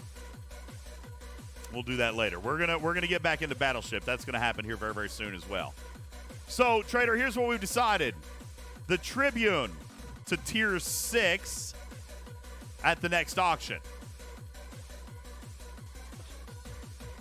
If I can gather up enough common ore, then we will also build the Nova at the next auction. On our next stream, Trader is going to educate us on why tiering the Nova is such a rookie move, because I was planning on tiering it. Trader tells me I'm wackadoo crazy for taking the Nova. You surely are. Anywhere beyond Tier 2. Dragon Keeper, we mapped it out. He said, are you sure you have enough ship parts to go to Tier 5? We do indeed. We are Gucci. I'm pretty sure. Didn't we check that out? We did check that, didn't we, Trader? Now Dragon Keeper's making me question myself. Checking what out? I'm sorry. Guys, I'm still 27 entries short. Hashtag Ripper was the big spoon. No spaces. Capitalization does not matter. 140. I've got 113. I need 27 more. Ripper was the big spoon. Hashtag Ripper was the big spoon. All right, let's come down here to materials. G4. Ship parts. I recall you looking at those before and you had enough. I'm pretty sure we did, but I'm going to double check because now Dragon Keeper is making me feel all self-conscious about it. Where's STFC.space? Did I close it on accident? No, here it is. I don't know that you did it on this stream, but you did it on a stream because you were confused. You were looking at your G5 parts and you didn't have enough. Then we pointed out that was the wrong thing and you figured it out. So Tier 5. I definitely have enough for Tier 5, and I don't know what my research is. Because at base it's 375,000. But I've got 450,000. Depending on what my research is, go to Tier 6, it's only 646,000. I've got 450,000. So it does depend on my efficiency for Tier 6, but I guarantee definitely have enough for Tier 5. I think we also discovered, Trader, that Tier 6 may be a little bit tough with the ore because I've only got 146,000. It's going to take 275,000. But again, also going to depend on my research efficiency there. So Tier 5 for sure. Tier 6 may be a little bit of a stretch, but also still have 2 more weeks. So we could see what is going to come there. Although we do now know, or I now know, that as a G5 player, 4-star parts pretty much stop coming. So scrapping is the only way that that's going to work. So I've got some time to scrap some level 26 ships between now and then as well. Tier 5, though, Dragon Keeper, that's guaranteed. Tier 6 is a possibility. No, my Spock's Club is not up to date. I might work on that this week. I haven't updated it since his hiatus, so I may try to work on that this week and get updated. Voltron, I don't know exactly, but we could do the same thing. Putz told us how to do it. How we doing on winners, Trader? Ooh, I'm 18 short. Come on, people. Let's go, people. Big spoon, Garrick. No, Garrick, you got that wrong. That is not the correct. Garrick, behave yourself. Hashtag Ripper was the big spoon. Enter our contest. We can figure that out, Trader. Let's go to the pylon. We'll do the same thing we did a little bit ago. All right. We'll take a look at the Mark 8 disruptor cannon, and we'll see what it actually costs.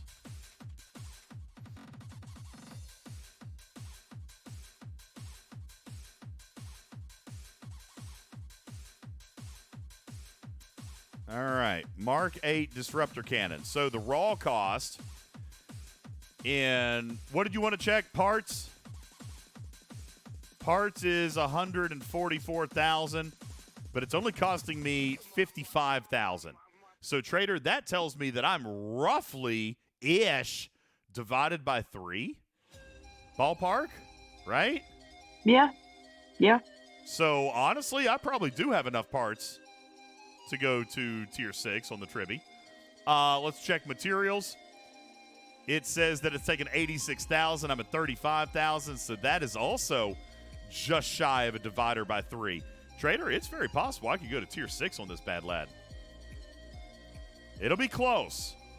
It will be close, but I'm probably about there. So, yeah. Tier 6 Tribby and a Tier 2 Nova. They coming.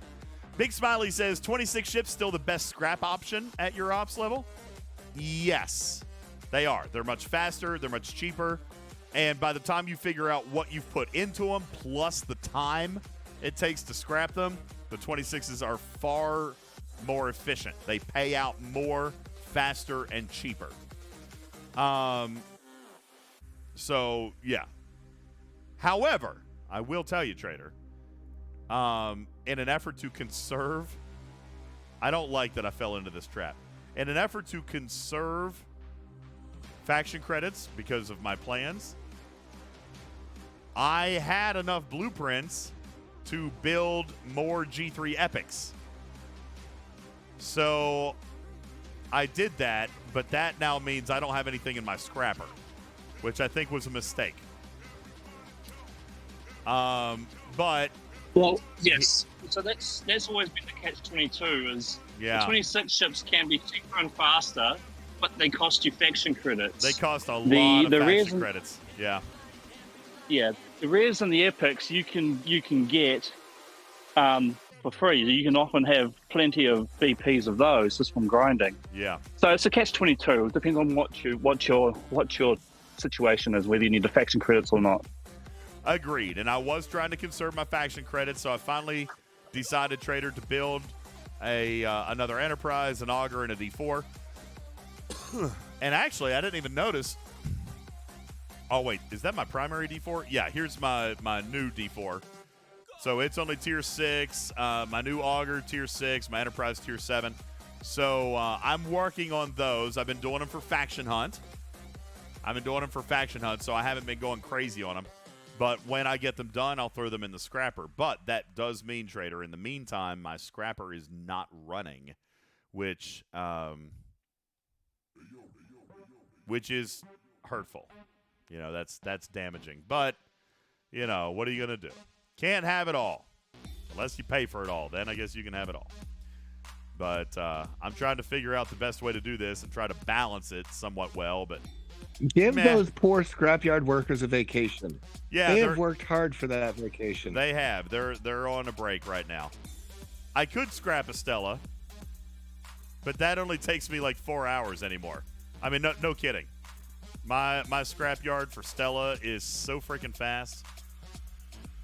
5 hours and 51 minutes minus helps. It gets down to like 4 hours something, Trader. So it's not like I'm going to stay busy with Stellas. Mimi, I can't scrap many Stellas because I don't do muds anymore. So I don't have any epic goo. I probably should, but my M number's already 160. Like, I'm done with that loop. Yes, Darkfire, there is. He said, is there a way to scrap while you're scrapyard? Yes. I am so glad that I actually get to teach something tonight, Trader. Yes, Darkfire, here's how you do it. Go to your items tab, okay? And go to materials. Right here, the materials tab. Click on Stella Particles, and then you can enter your scrapyard that way. All right? That's how you do it. So, yeah, if you're out here, you can't do it from your station dock because it's scrapping. So go into Inventory, Materials, click on the Stella Particles, and you can enter the scrapyard right there. So you can still scrap while the building is upgrading. Boom! Trader, 3 hours and 9 minutes later, we just provided our first educational tidbit for the night. I think we can go to sleep. Go to sleep with a job well done. Then. We're good. We did. We gave General Darkfire a nugget. We changed his night. Look at that. He said, "Sweet. I was trying to scrap my Stella, and I have 4 days left on my scrapyard. Thank you. My pleasure, sir. It was a pleasure to be of service." All right. Did I get the new Stella skin? No. I don't. You're talking about? Is that the assimilated skin? No. I don't have it yet. I'll try to grind it'll it let up. you get 4 and 5 star for Stella Particles and get you back into that loop. Not interested. I've heard it's not even a really good conversion. I mean, maybe I'll get maybe, but I gotta But No. I gotta No. earn the skin first. I mean, I'm not gonna pay for it. I gotta earn the skin first, and I have to do it through the Stella loop. Now, it's not going terribly for me. I'm ranked 15 right now, so I'll probably try to do some more. But that's going to be some more chips. Oh, by the way, here, one more piece of education. Trader, I heard on the show that you and Boba did while I was out, I heard Putz mention independent credits and how that bundle was gone. It's still here, dude. I was listening to it, and I'm like, oh, no. You can still spend your tokens on independent credits. It's right here. This is the one you're talking about, right? This is the only one that there ever was that I remember. Was there a different redemption for the poker chips just for independent credits? Because I don't think there was. They still have all the original redemptions. So you can still do it to get badges. You can still do it to get credits. But if you do that, then you can't get the contraband. Oh, Short says it was a Zeta redemption? Yeah, my thing was that it was a Zeta thing that they're taking away and replacing it with something else. And I know it wasn't a lot, but that's all I ever spent the Zeta tokens on was the independent credits. Okay. Oh. Well, I didn't know. I thought you were talking I about need this to one. go to bed, DJs. Okay. Then I was wrong. I thought you were talking about these things. Yeah, the Zeta tokens are gone now, right? Yeah, they're gone. Okay. All right. Let's see. What happened? Where did my thingy go? Here it is. Man, we didn't get to 140. Well, that's crazy. All right. It's all good. Trader, what do we got to give away? First drawing is for prize closet. We're down to 271, so that might have kicked it into the numbers. First drawing is for the prize closet. Is that what you're saying? Yes. Yep. All right. Well, that means it's time to give away prizes, turn off the lights, and melt faces. Ooh, it got really dark. Okay, let's go. Yo! I love how that looks.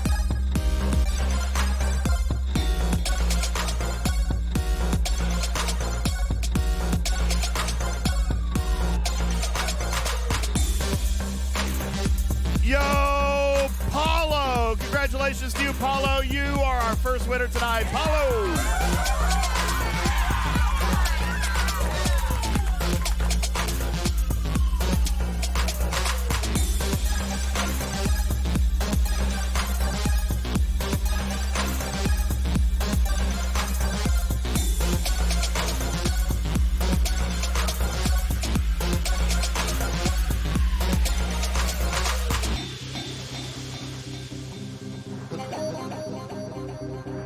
Congratulations, Paulo.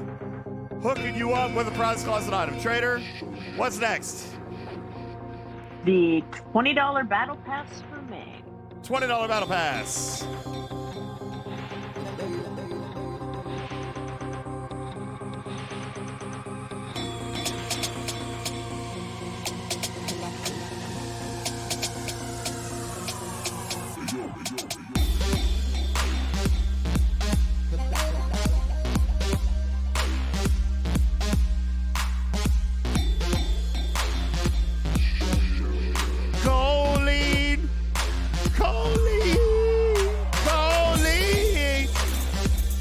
Every time I hear that name, Trader, I just got to start breaking into Jolene. I know.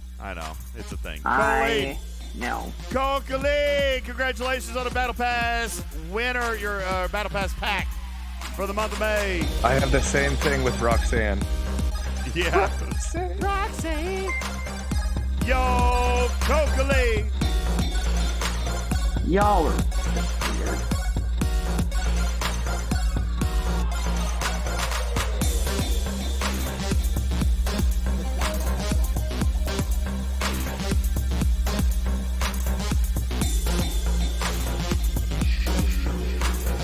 All right, Trader. What's left? We got one left. A big one, right? We got one left. We got that $99 pack. Woo! We got a $100 pack. No, Colleen. Colleen's trying to pull Scopely rules of engagement on me right now. No, by the Twitching Trek definition, it is the $20 Battle Pass unlock, Colleen. He says by the Scopely definition, that's the $100 pack, right? No. It is the $20 Battle Pass unlock. But the next winner of a $100 pack could use it on the Battle Pass Elite. We could see. Let's see who's going to win a $100 pack of their choice, Trader. Here we go.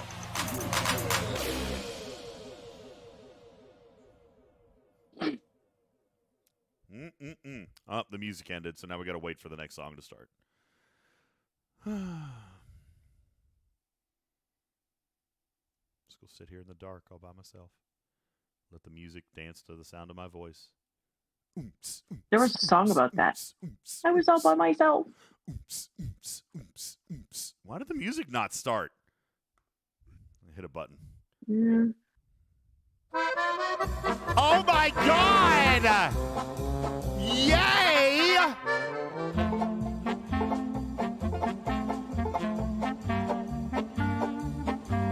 I want you guys to see how happy I am.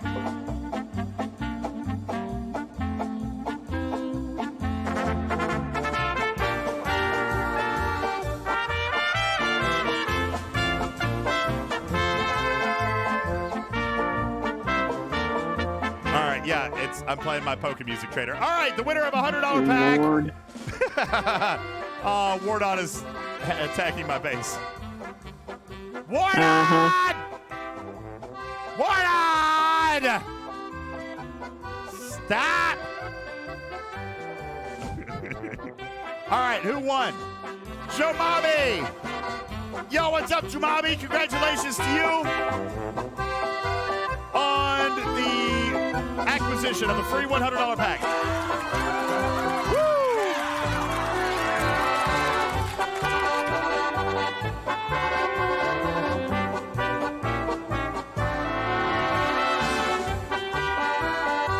All right. I love the Poke Music, Trader. Who doesn't love the Poke Music? It's great. Me. It's the power of Poke. All right, Trader, those are our three prize winners here for tonight. Don Zeno says, I have terrible taste in music. Listen, I'm not actually like a super huge fan of polka. I just know you guys love it so much, and I am a man of the people. I'm a cat for the people. And I know you guys love it. So I want you to have everything you want, Don. Don, this is for you. Hearts. It's for you, Dawn! Dawn, if I had known how much you love polka music, I would have invited you to Los Angeles and we could have snuggled too.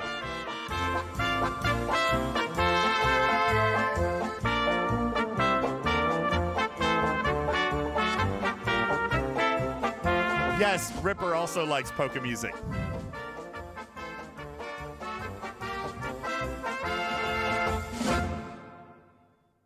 Oh, I'm so sad it's over. All right. Oh, there's more. All right. Trader, oh my God, there's yodeling now. Trader. Oh my God.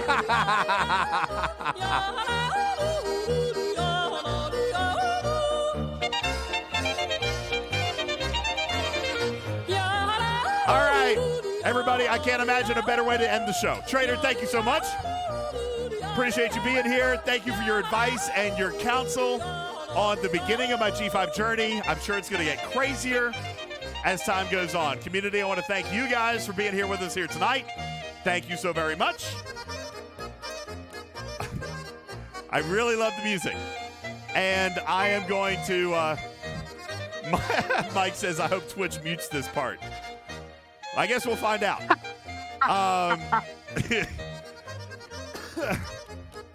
I appreciate you guys. Is there anybody online that we should raid out to tonight? I didn't raid anybody last time, but We could just go. I'm going to go ahead and turn on the closing credits and turn up the music. And I'm going to bid you all farewell. Thank you. Mwah. My name is UltimatDJz. I'm your friendly neighborhood cat person. Saying meow for now. Love you guys so very, very much. Brandy is on. Oh, FaZe is on. I think we might need to go say hi to FaZe. Remember, FaZe made that great art for us. So we'll go say hi to FaZe. Oh, yeah. Yeah, so we'll do that. Guys, thank you so very much. I appreciate you one and all. Thank you for watching this episode of Twitching Trek. Be sure to send FaZe our love. And thank you guys so very much for hanging out with us here tonight. We got a lot more to come over the next several weeks. So, Trader, be lots of fun stuff to stick around for. In the meantime, thank you. Have a wonderful night. Get some sleep. And we'll catch up with you later on this weekend, okay? Absolutely. I thought she already fell asleep. All right. I kind of did. Yeah, nodded off a little bit there. Putz, Karkin, Stevens, Aaron, thank you guys so very much for hanging out as well. Appreciate it. You guys have an absolutely wonderful night. We'll catch you on the next one. Good night, everybody. Oh, sorry, Karkin. I was turning off the mic. What'd you say? Huh? I just said have a good one. Ah!